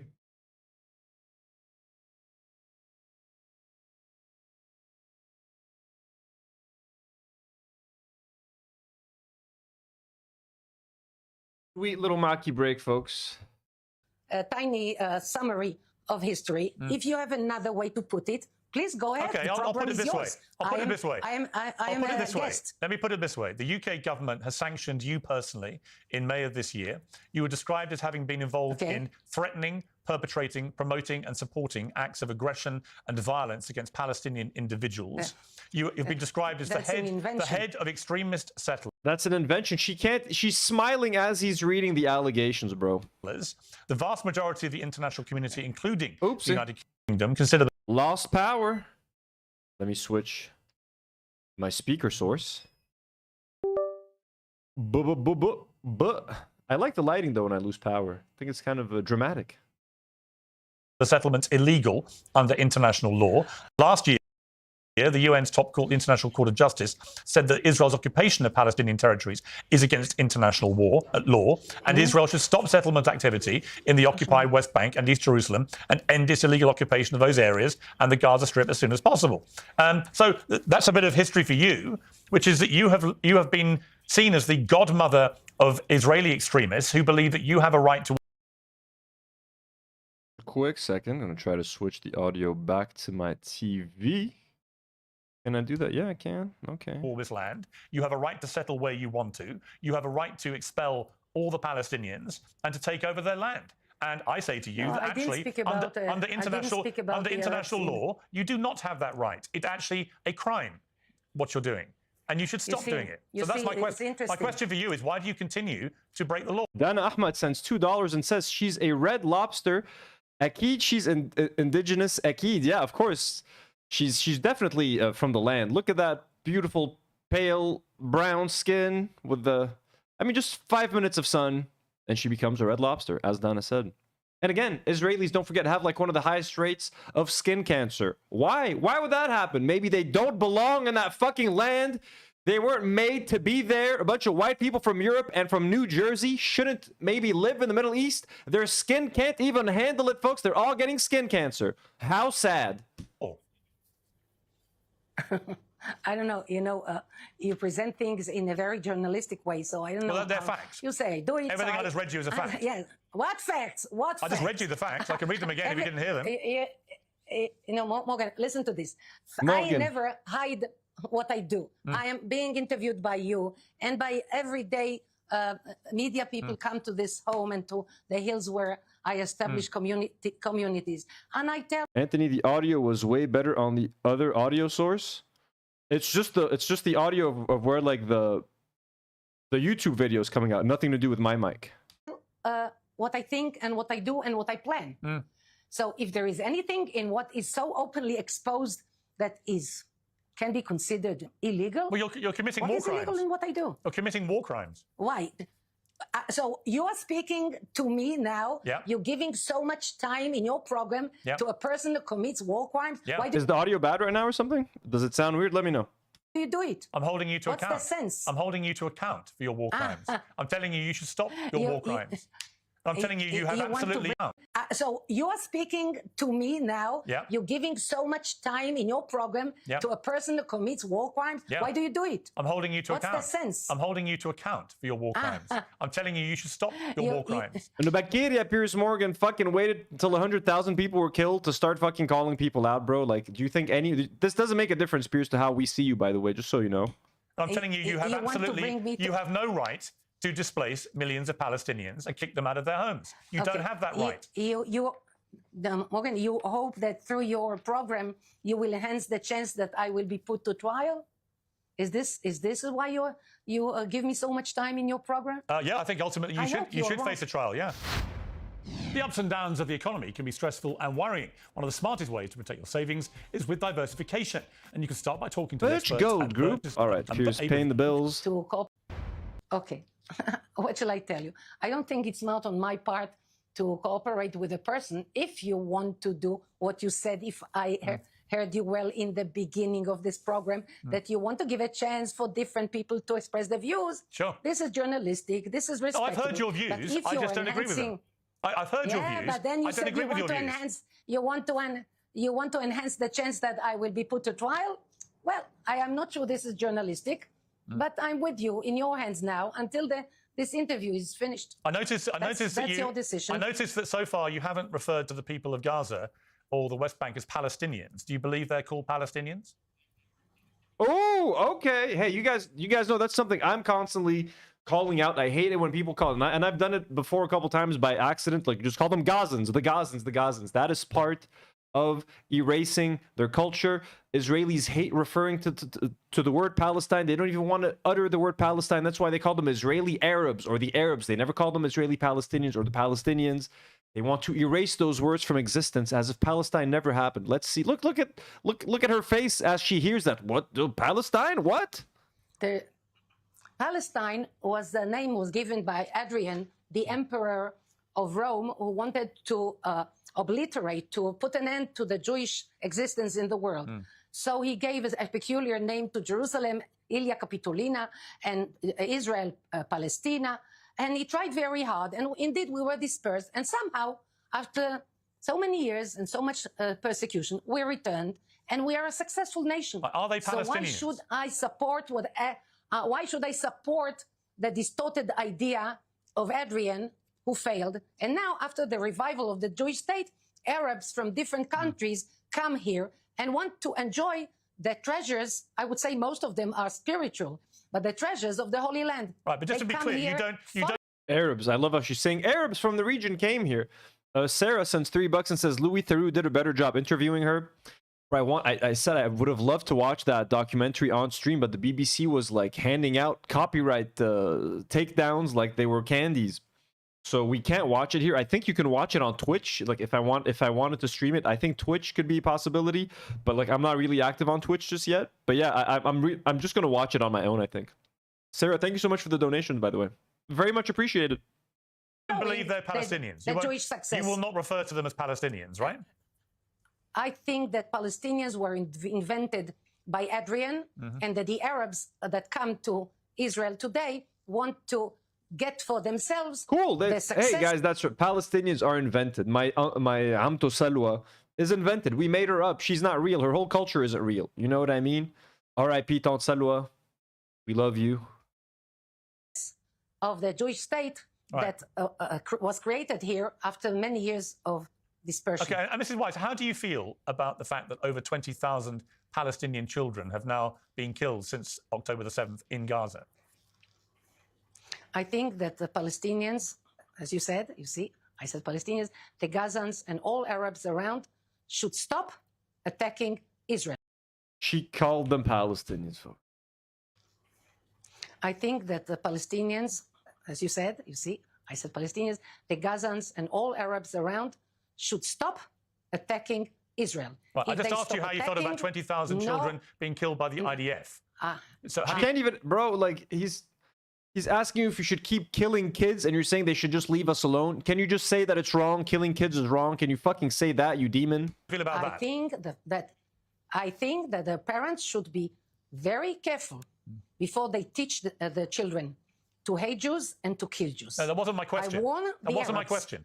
She's basically saying that they deserve to die. She's basically saying that these 27,000, which it is much more than 27,000 kids at this point. She's basically saying these 27,000 kids deserve to die because their parents taught them to hate the Jews.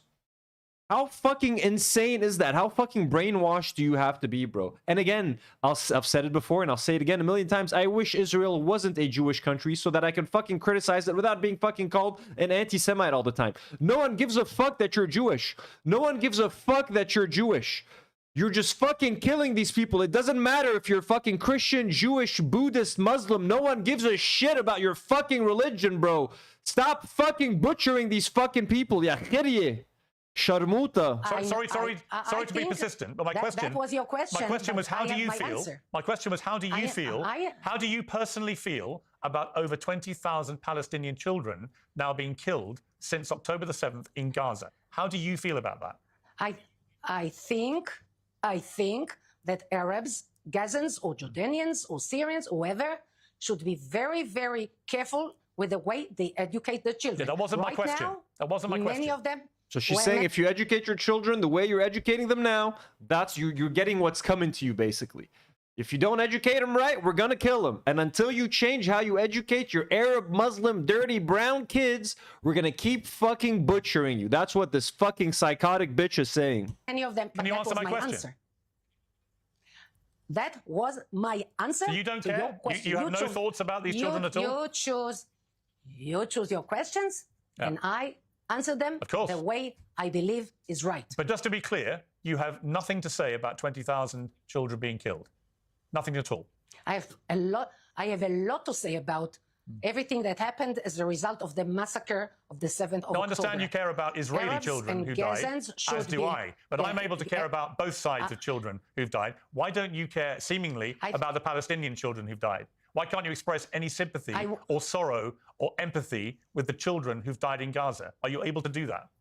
I warn all Arabs from all sides, from all borders, warn them, stop educating children Right. to hate So just to be Jews clear, I've now and offered you massacre. three times. I made myself very She's basically just threatening people, bro.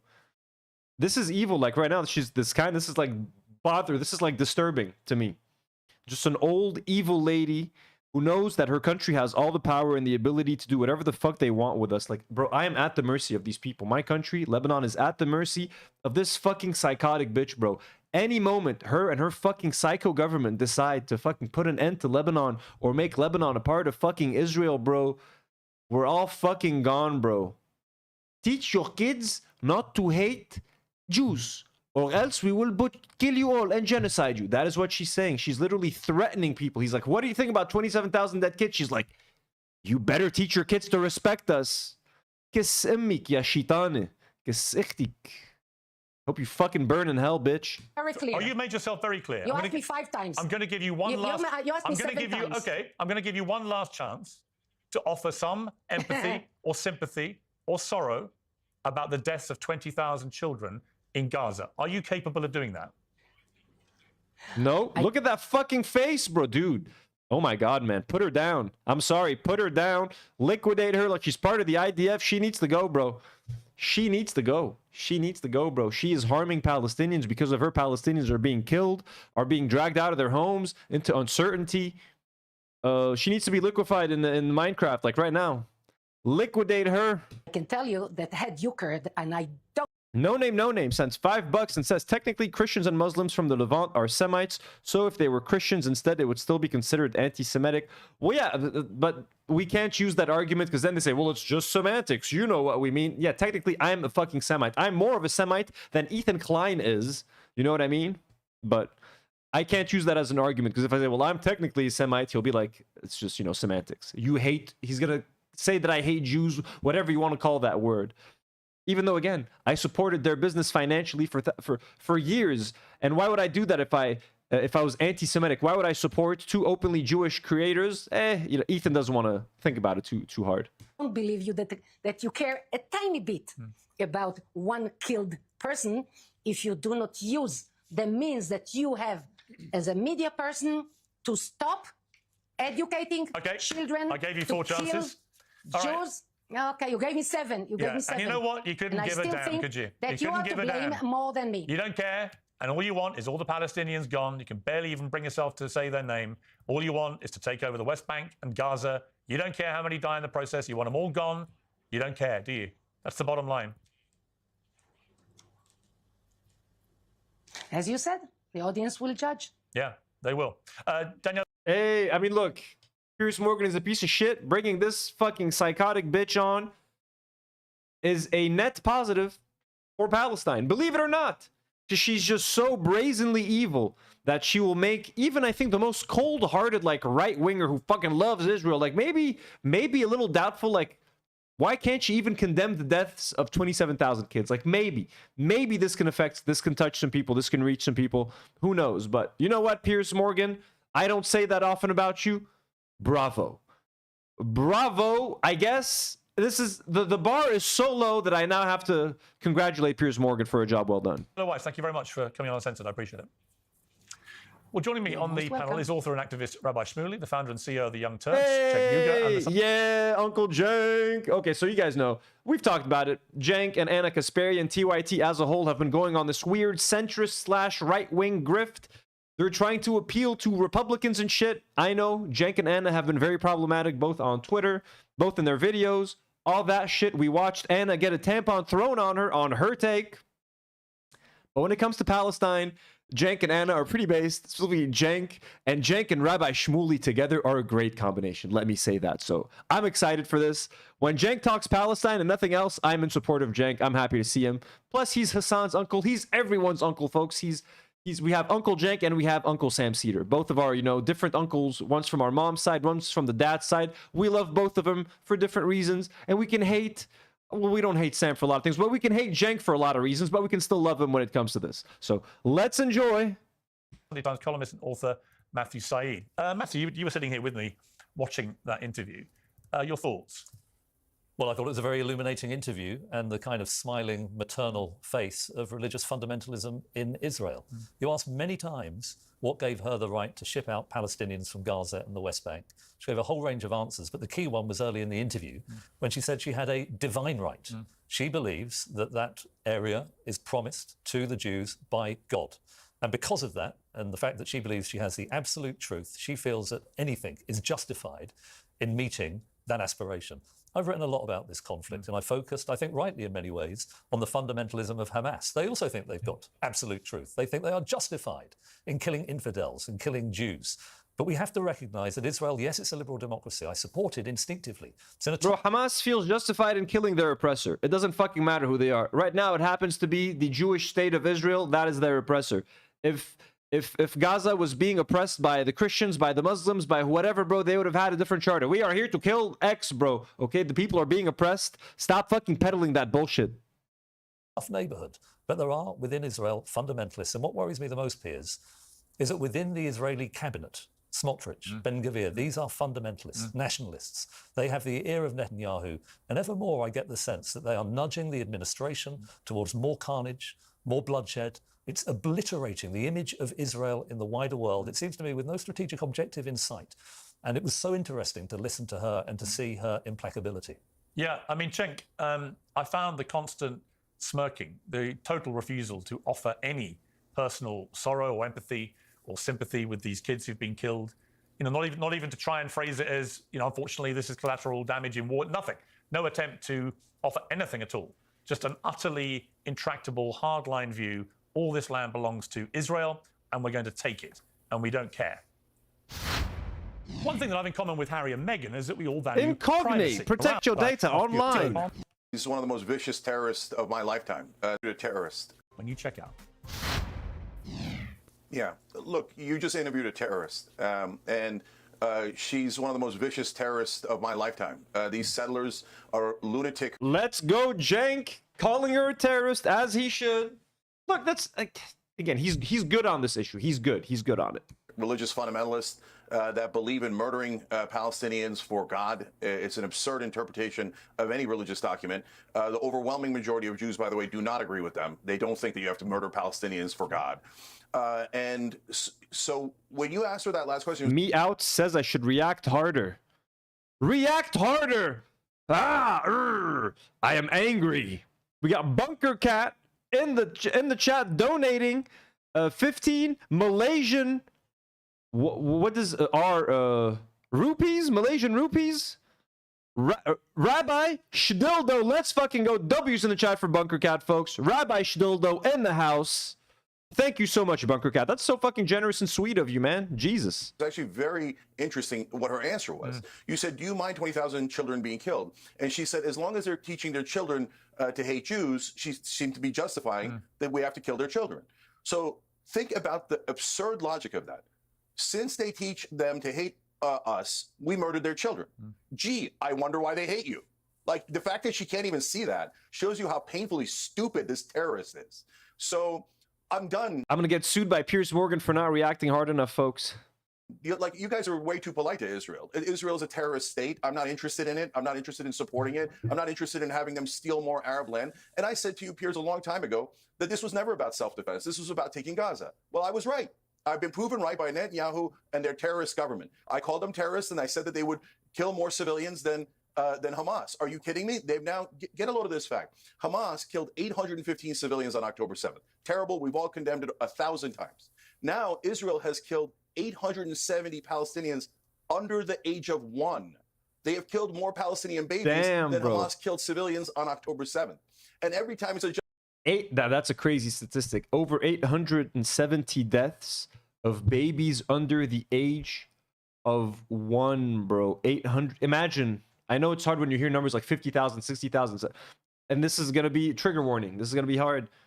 Imagine 870 one-year-olds or little toddlers, infants younger than 1-year-old, lined up on the floor in front of you. Try to imagine that for a second. Like, sit with that image in your heads for just 5 seconds. 5. And that's just the kids that are under 1-year-old.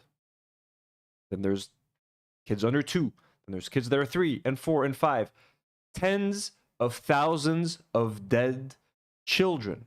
When we hear of a child, whether in your neighborhood or someone in the family that died of an illness or that got hit by a car, something horrendous. When you hear of one child, when in Lebanon, when young people die, when someone under the age of 20 or 21 dies, they hang ribbons, white ribbons, all over the neighborhood.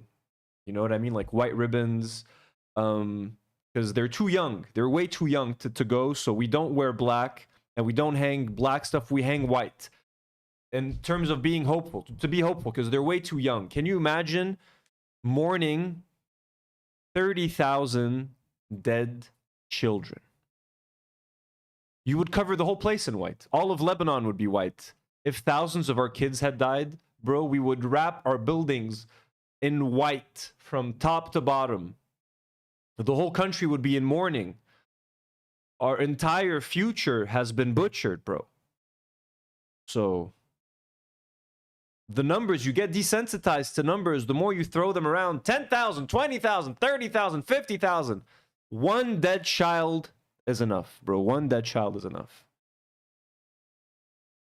Justification. No, we talked to God. God told us to steal Arab land. God told us to murder Arab children. What kind of sick state is this? When I saw her and smiling, like you said, and smirking, now when I see a lot of these Israeli leaders, I feel like I'm looking at Germans telling us, no, it's okay. We can do this to the Jews. There's going to be no consequences. And their smugness partly, Piers, has to do with the fact that they think we own America. There's nothing you can do. We control the largest military in the history of the world. We can get them to do whatever we want because AIPAC has bought the entire U.S. government. And she's not wrong. She's not wrong. I mean, today Trump is talking about, yeah, you're not going to get the Epstein files. You're not going to get anything. We're occupied. We're all Palestinians now. Rabbi Shmuley, okay. I mean, when you Jank going the extra mile and saying we're all Palestinians. Haley D said something very beautiful in the chat. She says every person is a universe, and that's exactly true. So if every person is a universe, imagine 870 deceased little baby universes that had the potential to grow up into full universes, just extinguished before they even had a chance to utter their first words. You know what I'm saying? So listened to that interview with Daniela Weiss. What did you feel about it? Piers, thank you for having me on. Rabbi Shdoldo, let's go. Bunker Cat, this one's for you. Shdoldo is for you. And having had a surprisingly civil debate at Oxford University with my brother Cenk, I'm actually going to excuse his hyperbole of calling Jews Nazis and stick to the facts because you were right, Piers. In your discussion with Daniela, stop smearing Jews. No, Cenk, please. Cenk, please don't. Okay, you're already interrupting me. Just be civil, please. We got to. Again, Cenk is right to interrupt. He's not calling Jews. He didn't say anything about the Jews, calling them Nazis. Israelis, Zionists, the Israeli government. Rabbi Shdoldo, don't fucking be a dick, you little piece of shit. Doesn't his daughter sell dildos for a living or something? Civil debate at Oxford. Let's try to continue. We shook hands afterward. Hundreds of thousands of people said how much they enjoyed watching us shake hands. Let's be human a little bit. I'm going to do what you said, Piers, and stick to the facts. Number one, Cenk just said that Israel killed so many more civilians that were killed on October 7th. 45,000 Britons died in the Battle of Britain when the Luftwaffe and Hermann Goering, bombed London, Northampton to smithereens.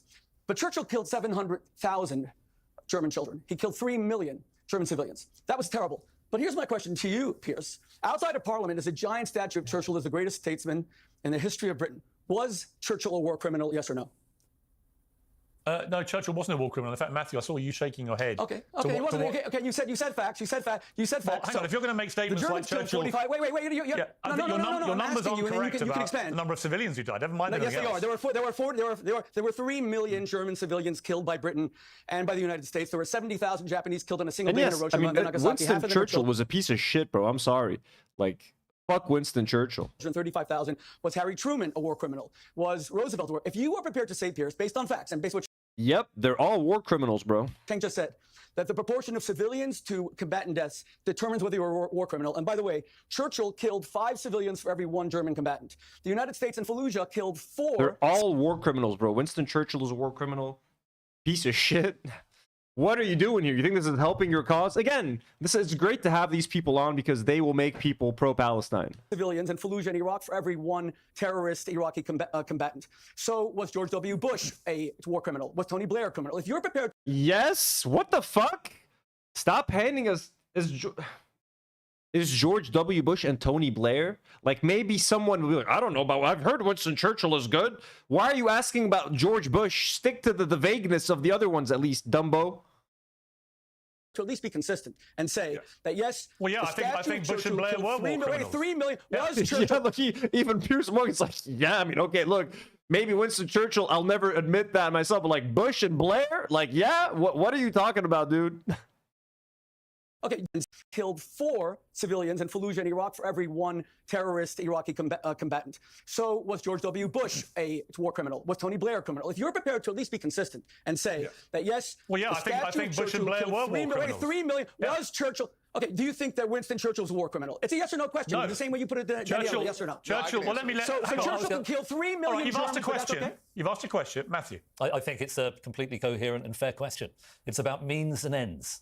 Is the means justified to achieve a given end? For what it's worth, I think that consequentialist approach is legitimate. I think that Truman was justified in the atomic bombs. I say that reluctantly, but I think there would have been many more deaths had the Second World War not been brought. Okay. Truman was justified with the nuclear bombs. That's interesting. Shit. Mac, you trying to get out of here? That's very interesting, guys. What do you guys think? Do you guys think that Truman was justified in the nuclear bombs? In nuclear war? What do you guys think? Was he justified in dropping 2 nuclear bombs on Japan? What the fuck, bro? Oh my god, bro. I think that consequentialist approach is legitimate. I think that Truman was justified in the atomic bombs. I say that reluctantly, but I think there would have been many more deaths had the Second World War not been brought to an end in that way. I know some people will disagree with that position. However, if I may just finish. How many people died? Sorry, how many people died in Japan when they dropped the atomic bomb, bro? How many people died in Japan? Atomic bomb. The atomic bombings of Hiroshima and Nagasaki resulted in an estimated total of 110,000 to 210,000 deaths. In Hiroshima, the initial blast and subsequent effects killed approximately 140,000 people by the end of 1945. In Nagasaki, the bombing resulted in around 74,000 deaths by the end of 1945, so that's over 200,000. These figures represent a combination of those killed instantly, those who died from injuries, and okay, so that's what I wanted to see, because radiation and all that sort of shit. So over 200,000 people, bro. But this dude thinks it was justified. All right, cool. What's this fucking freak's name? So you're one of the most fair person that I've ever spoken to about on the show. Lizzie Rosa says Japan was already going to surrender. Yeah, this is insane. All I'm saying is, let's be clear. Pierce, God weeps for every Palestinian child, the 20,000 children. I don't know if it's 20,000, but even if it is, that's weeps for everyone. One was too many. I don't know. Even if it is 20,000, but even if it is 20,000, Pierce, it is. It's over. It's like 50,000 at this point, bro. But every Arab child is the equal of a Jewish child. But whose responsibility is it? Who builds? I live in a community here in New York, New Jersey. There is no army base near me. Why are the Hamas headquarters in nurseries? Why does Hamas use these children to? I think he said Hamas the first time, then he corrected himself and said Hamas. I live in a community here in New York, New Jersey. There is no army base near me. Why are the Hamas headquarters in nurseries? Why does Hamas use these children to die so that you will then point the finger? Now, even Hitler did not do that. The German military headquarters were not built in kindergartens. And let me say one final thing, Piers, if I may. Piers, you know what struck me about your interview with Daniela Weiss? You did not once ask her, what do the people of Gaza want? I don't care what Piers Morgan wants. I don't care what Daniela Weiss wants. I don't care what Cenk Uygur wants. I don't care what Robert Stewart wants. To leave. The people of Gaza don't speak for them in the same way I won't. They have not had a vote since 2005 when Hamas took the leaders of the PLO, the Palestinian Authority, Mahmoud Abbas, and threw their opponents off the roofs and killed them. Then Hamas abolished all elections. Now, I want the people of Gaza to vote. Do you want to remain in that tiny hovel where you don't have a backyard, where any money that's given to Hamas, if it's rebuilt, will be, again, it'll go to tunnels? Remember that the Hamas got triple the Marshall... Oh, bro, the Winston Churchill thing is going to become a whole topic here. Was Winston Churchill a war criminal? It's going to go from 42 minutes to 50. We're going to have a 10-minute debate on Winston Churchill. aid per capita per Palestinian, and they didn't build one bomb shelter, they didn't build one school, they didn't build one university, they just built tunnels and rockets. Ask the people. So Piers, let me ask you, why did you ask May I say to the rabbi, forgive me for persisting here, where they want to live. but the rabbi did say, I think legitimately, that he had been interrupted and he didn't like it. I was halfway through the point that I was making, if I may say so, when you jumped in. I said that I thought Truman was justified in ending the Pacific War. Every Israeli accusation is a confession, bro. University, they just built tunnels and rockets. Ask the people. So Piers, let me ask you, May I say to the And again, this whole thing, they were building tunnels instead of building schools and shit. Like, fuck you, bro. I'm sick of even refuting this shit. Decide where they want to live. But the rabbi did say, I think legitimately, that he had been interrupted and he didn't like it. I was halfway through the point that I was making, if I may say so, when you jumped in.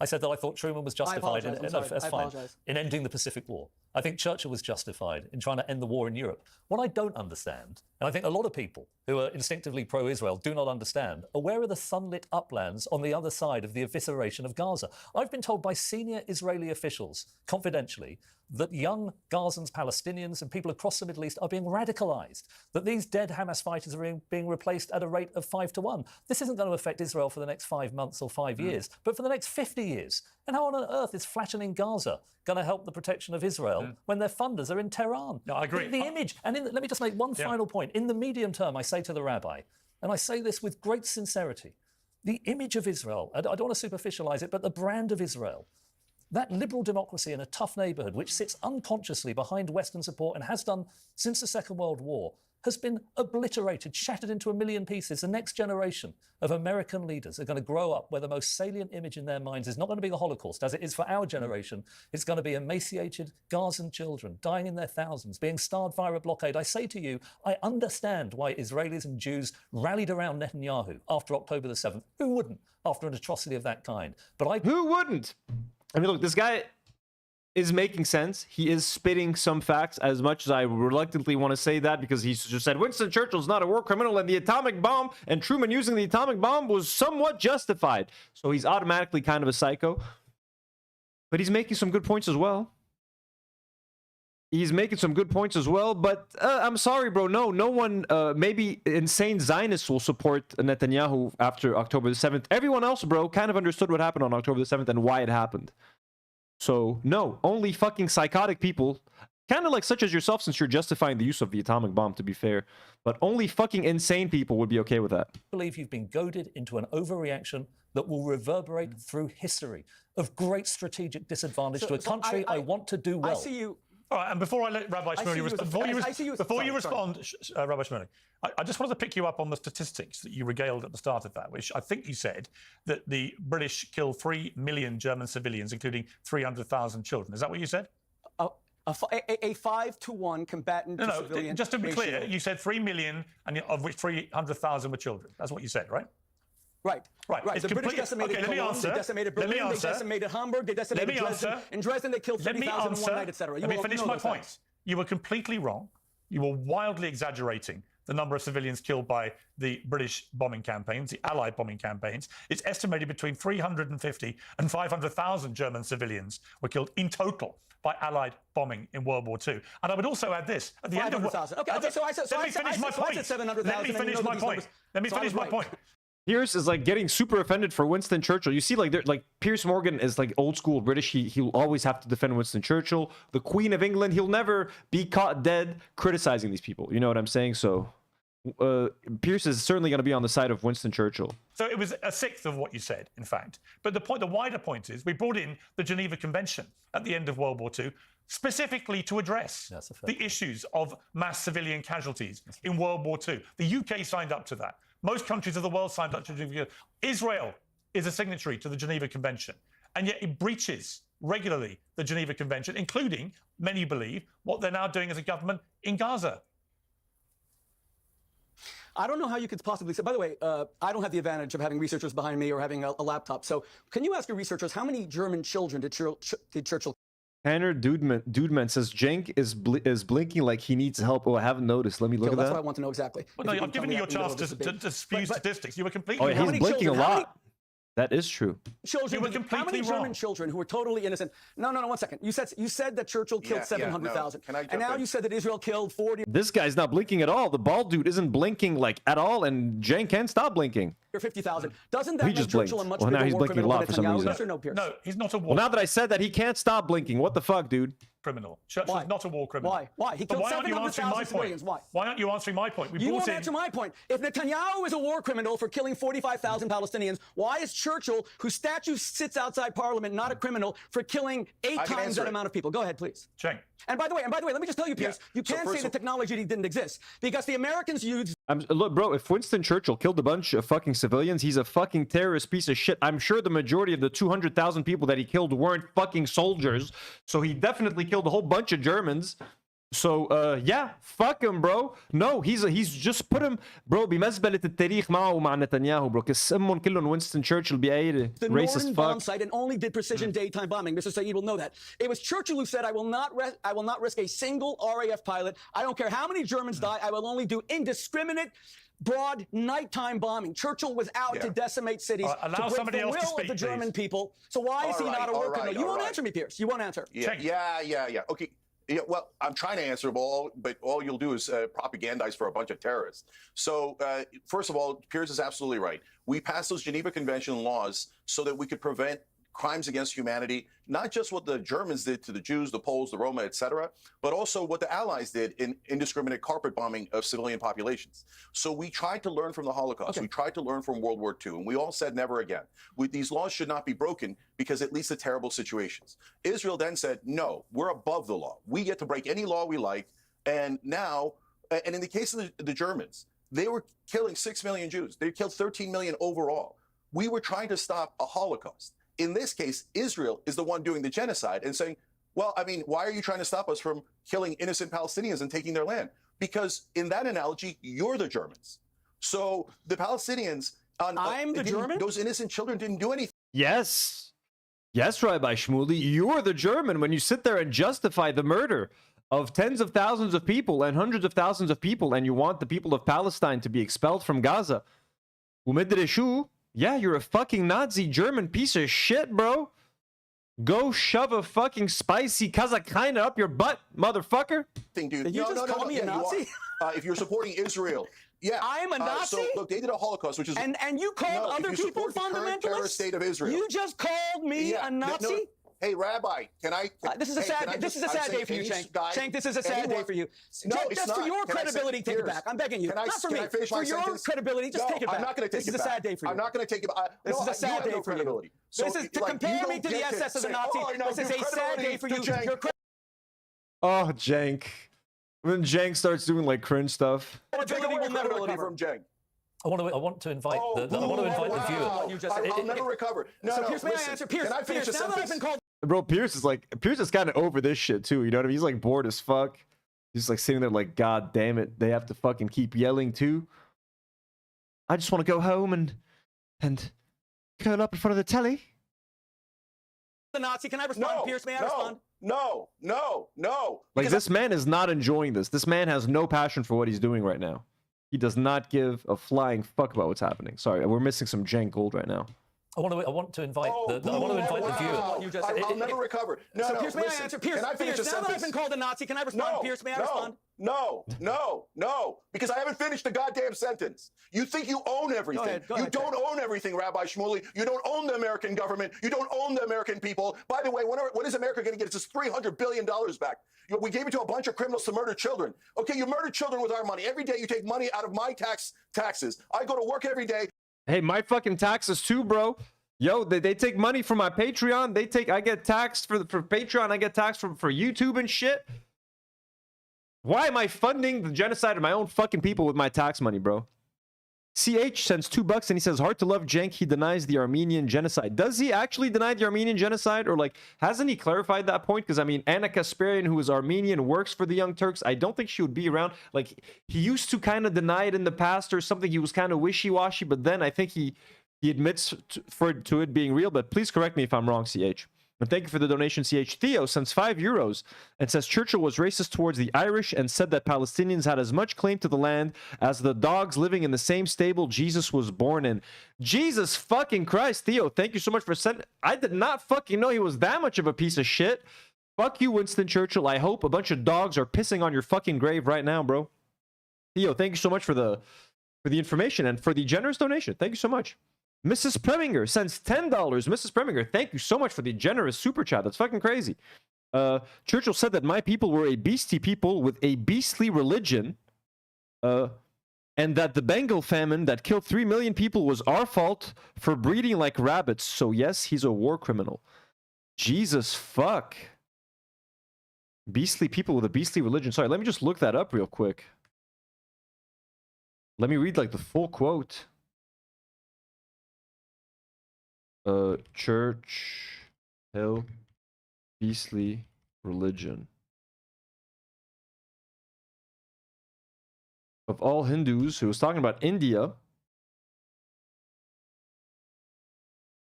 Let me try to find it.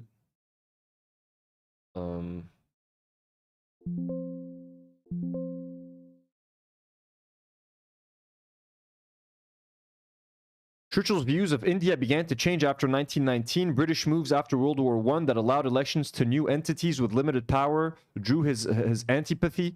A key point was the 1921-22 visit to India by the Prince of Wales, later King George V, which coincided with Gandhi's first Satyagraha movement against British rule. It alarmed Churchill. Catherine Mayo's 1927 book Mother India, a one-sided attack on Hindu society and heritage, gave Churchill that sharp edge and vocabulary. It produced prejudice, racism, and hatred for all Hindus, beastly religion, beastly people. For him, India's freedom movement personified those defects.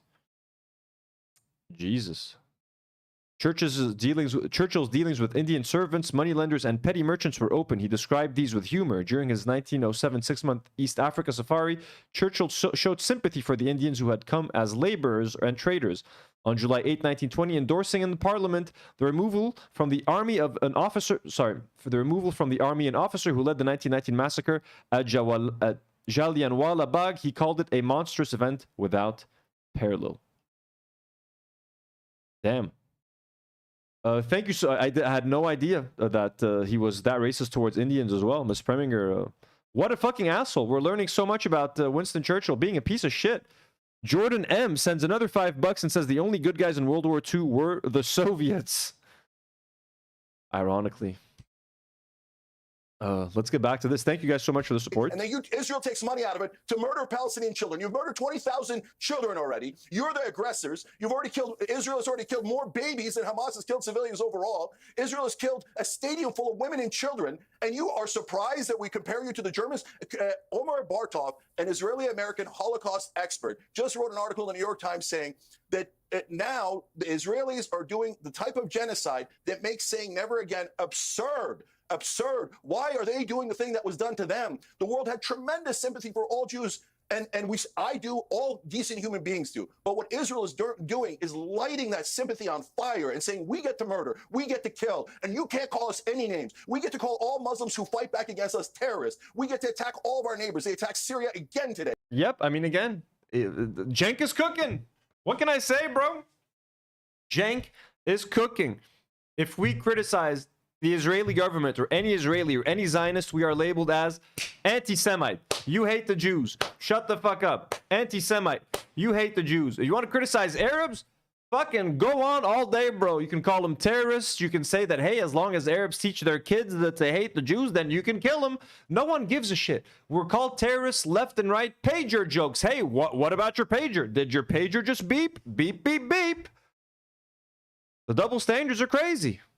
We get to break all the laws. We get to commit war crimes. And I'm telling you right now, just like the Germans, you do not have the right to commit war crimes, to commit a genocide, to kill all those children, and then hide and use as a shield. Oh, everybody's an anti-Semite, You're canceled. You don't get to say it. You've ruined your credibility. No, Israel has ruined its credibility. Israel is now one of the most monstrous states I have ever seen in my lifetime. They commit endless terrorism. They rob the American people of our money to rob Palestinians of their land. That is actually a stone cold Shmuley fact. sweating.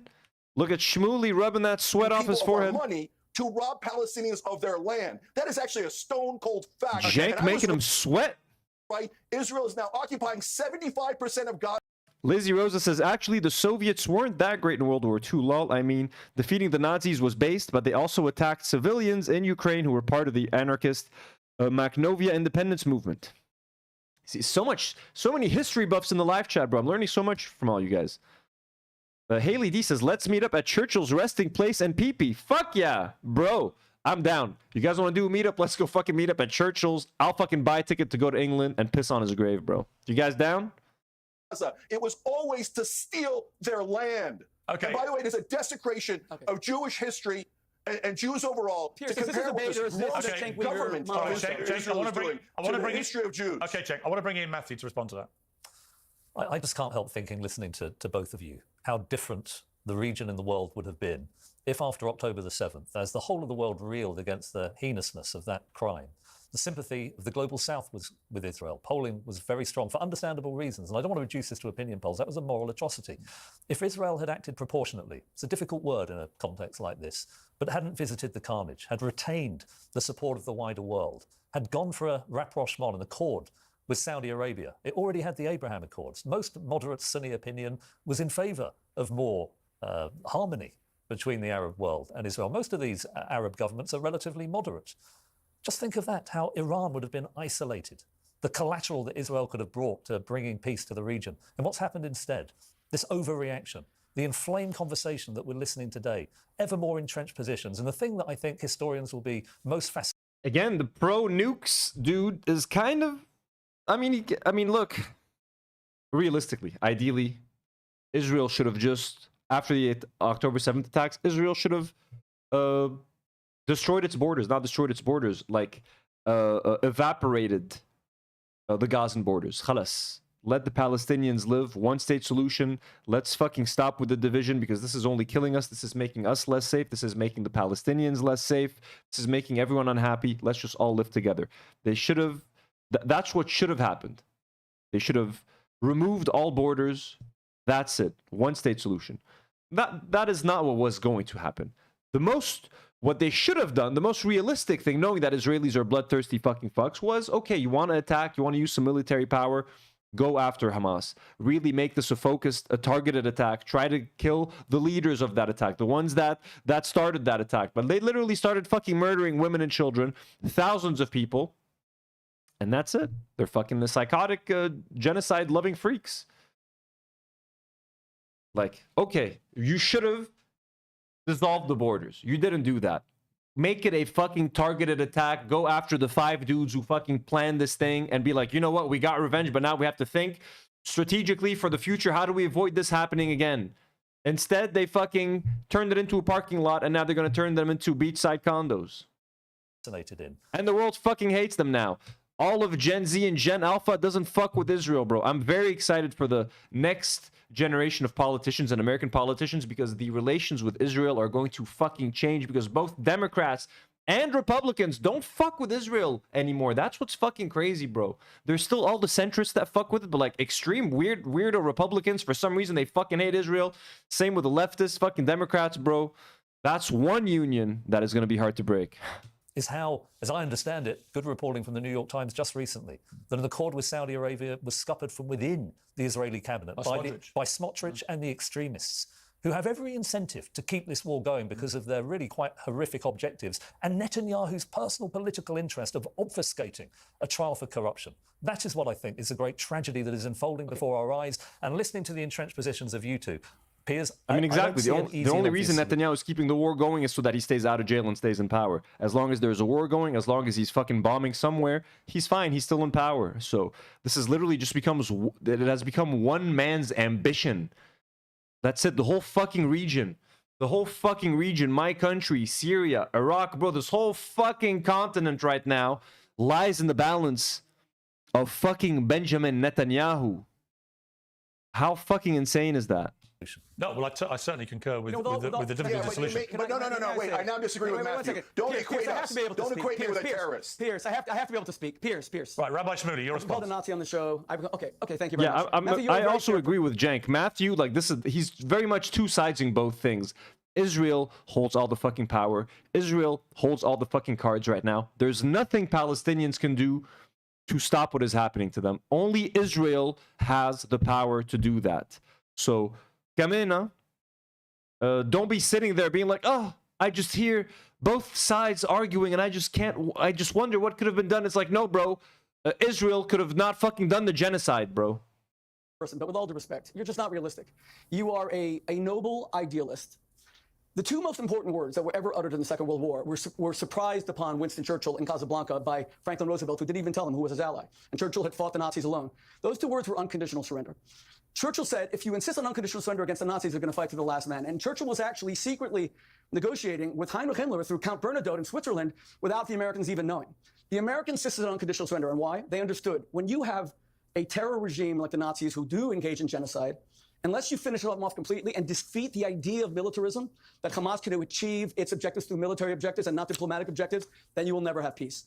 Hamas has launched 6 wars against Israel since Israel voluntarily withdrew from Gaza in 2005. Israel uprooted its own citizens. It was almost at... Israel also funded Hamas, ya Ahmad.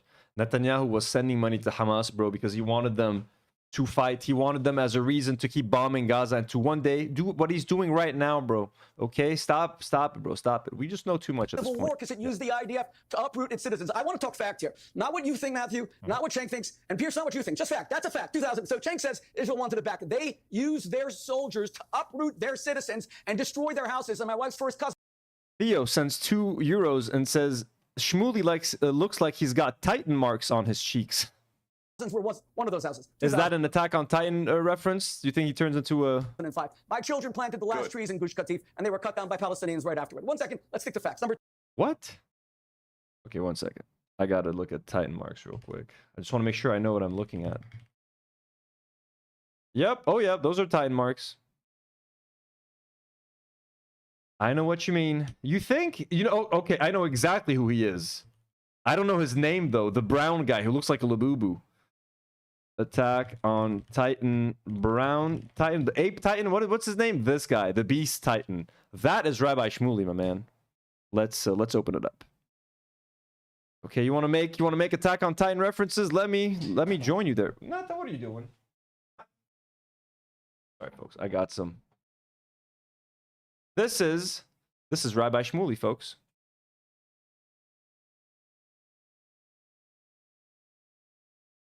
If Rabbi Shmuley were a Titan, that would be him.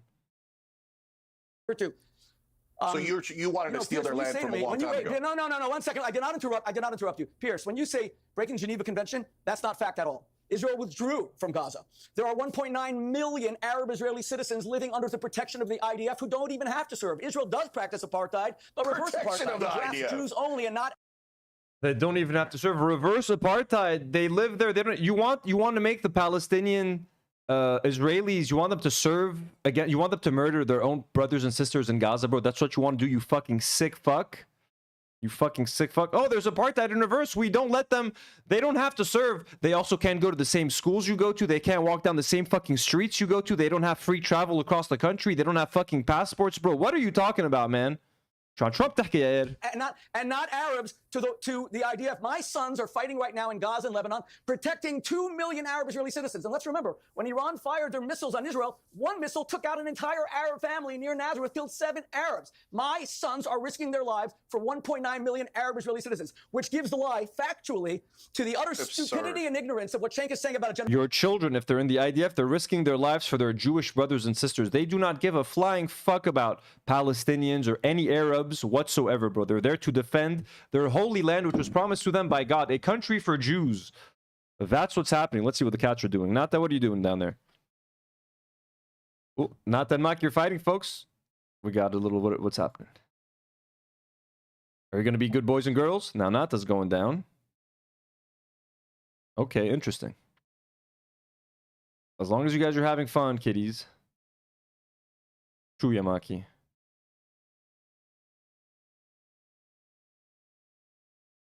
Just be good. Okay, keep being a good boy. All right.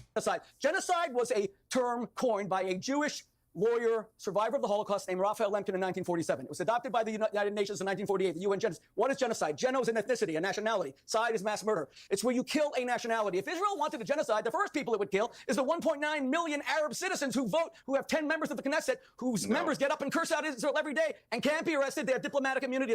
Israel is the most just, most democratic, and freest nation in the entire Middle East, which is why... Oh my, the most just, the most democratic, the most free country. Bro, they're literally arresting journalists. They are arresting people who speak out against the genocide. There was like a teacher who spoke out against the genocide. Boom, prison for like 2 days. What are we talking about here? If you don't want to serve your country, they throw you. If you don't want to serve for your country, if you don't want to serve in the IDF, they throw your ass in fucking jail, bro. What a democracy. Oh my God. Palestinians don't even have the right to walk down the same streets as Ethan Klein can. Democracy. Those Arabs in Israel did not rise up in revolt after October 7th. Now, Matthew, let me tell you one final thing. Can I reply? Matthew, wait, let me just finish. You're a very reasonable man. I wish you were right that after watching women have their breasts cut off and being played baseball with it by the terrorists, when those women were raped and shot in the genitals, when Shani Luke... Shani Luke, I can name you 50,000 Palestinian Shani Lukes. Stop it with the Shani Luke and cut off her breasts and play baseball with him. No one fucking plays baseball in Palestine, bro. You think baseball is a fucking sport that fucking registers, bro? If they were gonna do something with her breasts, it would be football. And by football, I mean soccer. Not that they were slicing off any fucking breasts or doing any fucking thing with them, you fucking dumbass. 40 beheaded babies, slicing breasts, raping and shooting the genitals. Bro, Israelis went down into the street to protest the right of Israeli guards to rape Palestinian prisoners. Israelis and Zionists literally protest for rape. You fucking psycho. Yves Gibran says $2 and says October 7th is the fakest security failure ever recorded. Exactly. It was a fucking plan, bro. They wanted it. You want to talk about conspiracy theories? They let it fucking happen. Yassimmak Rabbi Shmuley fucking dildo fucking fuck. Was raped and then put on the back of that truck. And her Israel murdered 20,000 children. I wish that Israel could have thought of a proportional response. But Matthew, let me put this to you. Please. Don't you think the war would end tomorrow? But you had to murder children. Well, like, seriously, is that a thing that Israelis think, that like they cut off women's breasts and played fucking baseball with them? First base, what? Like, what the fuck, man? Simply surrendered and released the hostages. Israel would leave Gaza tomorrow. My children are in Gaza. I want them out. I don't want Gaza. I want the people. Your children are in Gaza, folks. Rabbi Shmuley's children are in Gaza. Shabibat Hamas, if we can liquidate them. Liquidate Shmuley's kids. Liquidate Shmuley's kids. I'm sorry, everyone in the IDF is a valid military target. Every Israeli settler is a valid military target. No sympathy, no pity. Liquidate them. Liquidate them. Gaza to have a vote. I don't want what Cenk says. In Minecraft. I don't want what Piers said. I don't want Daniela Weiss said. Give the people of Gaza a vote. Where do you want to live? Do you want to be displaced to a better country? Yeah, New York Anthony says he named Shani Luke. We can't name. I wish we knew the names of all the Palestinians. We know a lot of names, but there are so few Israeli casualties that you can name them. You can make lists. You can fucking make documentaries about them. Palestinians have to identify their kids by writing their names on their arms because they know that their limbs are going to get blown off, and then they'll hope to maybe find their hand and see a last name written on there, like, oh, this is from the family Ma'awad. This is my son. I have my son's forearm. Now I can identify him. At least you can mourn your people, you fucker. You had a long. There was a key. Let Matthew respond. You asked him a question. Let him respond. You at the beginning of that contribution, you made a substantive and I think reasonable argument. You drew an analogy between the destruction of Hamas and the destruction of the Nazis. I think this is a flawed analogy. Nazism was a nationalist movement within Germany. It was not intended to be an international movement. Germans' allies in the Second World War, Italy and Japan, it wasn't really an axis. They hated each other. They didn't coordinate effectively. By defeating the Nazis in Germany, they defeated Nazism. Religious fundamentalism crosses national borders. It's an ideology. You can't, please understand, you cannot bomb it into submission. I mentioned earlier that they're replacing dead Hamas fighters at a rate of 5 to 1. This is going to come back to haunt you for years. The way to do it was to isolate the funders in Iran by having a proportionate response, less than what you've done, retaining global public opinion. These metaphors, and I've heard them from Israeli politicians, they melt under scrutiny. Please think about, by the way, the psychology is completely different between what's happening in the Second World War, German, European psychology, where you could rebuild a democratic country, and what's happening in Hamas in Gaza. Unless we're clear, unless we have clarity over what the objectives. I mean, he's kind of cooking. I still don't agree. I mean, I guess proportionate response. Israel should not be bombing Gaza for anything, bro. Okay, I guess if you believe that Israel has a right to defend itself, sure, a proportionate response. They don't have a right to defend themselves, bro. They don't, because they are oppressing people. What Gaza is doing is, weirdly enough, self-defense from the oppression. Ya khweta sharmuta. For Israel. Netanyahu's not talked about day one. We have no idea what the plan is, except for Smotrich's idea of ethnic cleansing, which would tarnish Israel's image irredeemably. Yeah, I've got to leave it there. Matthew, you. we do. I've got to leave it there. I've got to say, listen. Israel says they're going to take Gaza. They say Palestinians will never get a state. Israel, so we know. I don't know why you're obfuscating for Israel. It was Trump who said he would take Gaza. We're going to murder the Palestinians until we take Gaza. They say total annihilation. So why do I say the Germans? Because Donald Trump said he's taking Gaza. I can't believe you didn't hear that. Total annihilation of the Palestinians. The good thing is we have a thing. Donald Trump said he's taking Gaza. The good thing is, 75% of Gaza. If I may, the good thing is it's come out of Smotrich's own mouth, the finance minister, that the plan is to, quote, cleanse Gaza of Palestinians. It was there we go. Fucking Piers coming in with the plus. I mean, there's tons of Israeli officers and government officials who have said that they want to take Gaza. Like, we can pick one. Let's do a quote roulette. Who said it? Equivocal. We all heard Smotrich him. is one guy in the government, and he was. And the next day, Bibi told him. And I totally disagree. I get told he doesn't matter. No one listens to him, and yet the New York Times. I didn't say he doesn't matter. New York Times reported that the whole deal to release hostages. I completely disagree. When the whole deal to release hostages a year ago was abandoned because of Smotrich. So a guy who doesn't matter managed to do that, which would have prevented tens of thousands of people. That's not true. There were two ceasefires against Smotrich, and he left the government. So that's not true. You got to be factual. Smotrich is an evil human being. They should not give us the $300 billion back, Israel. And he is a senior government minister. We didn't send it for war crimes. Who is making it clear what he wants to do. I've got to leave it there. I mean, for once, we got a Zionist who's outnumbered by non-Zionists. We got Rabbi Shmuel. I mean, this guy is kind of in the middle. This guy, I think, the Japanese deserve to be nuked. But, I mean, he's not on Shmueli's side today. Rabbi Shmueli, Politics says he should release the sausages.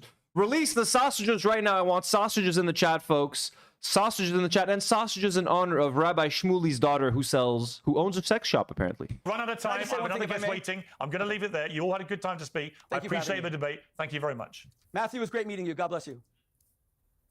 Well, joining me now, Jack. Well, folks, God bless you too.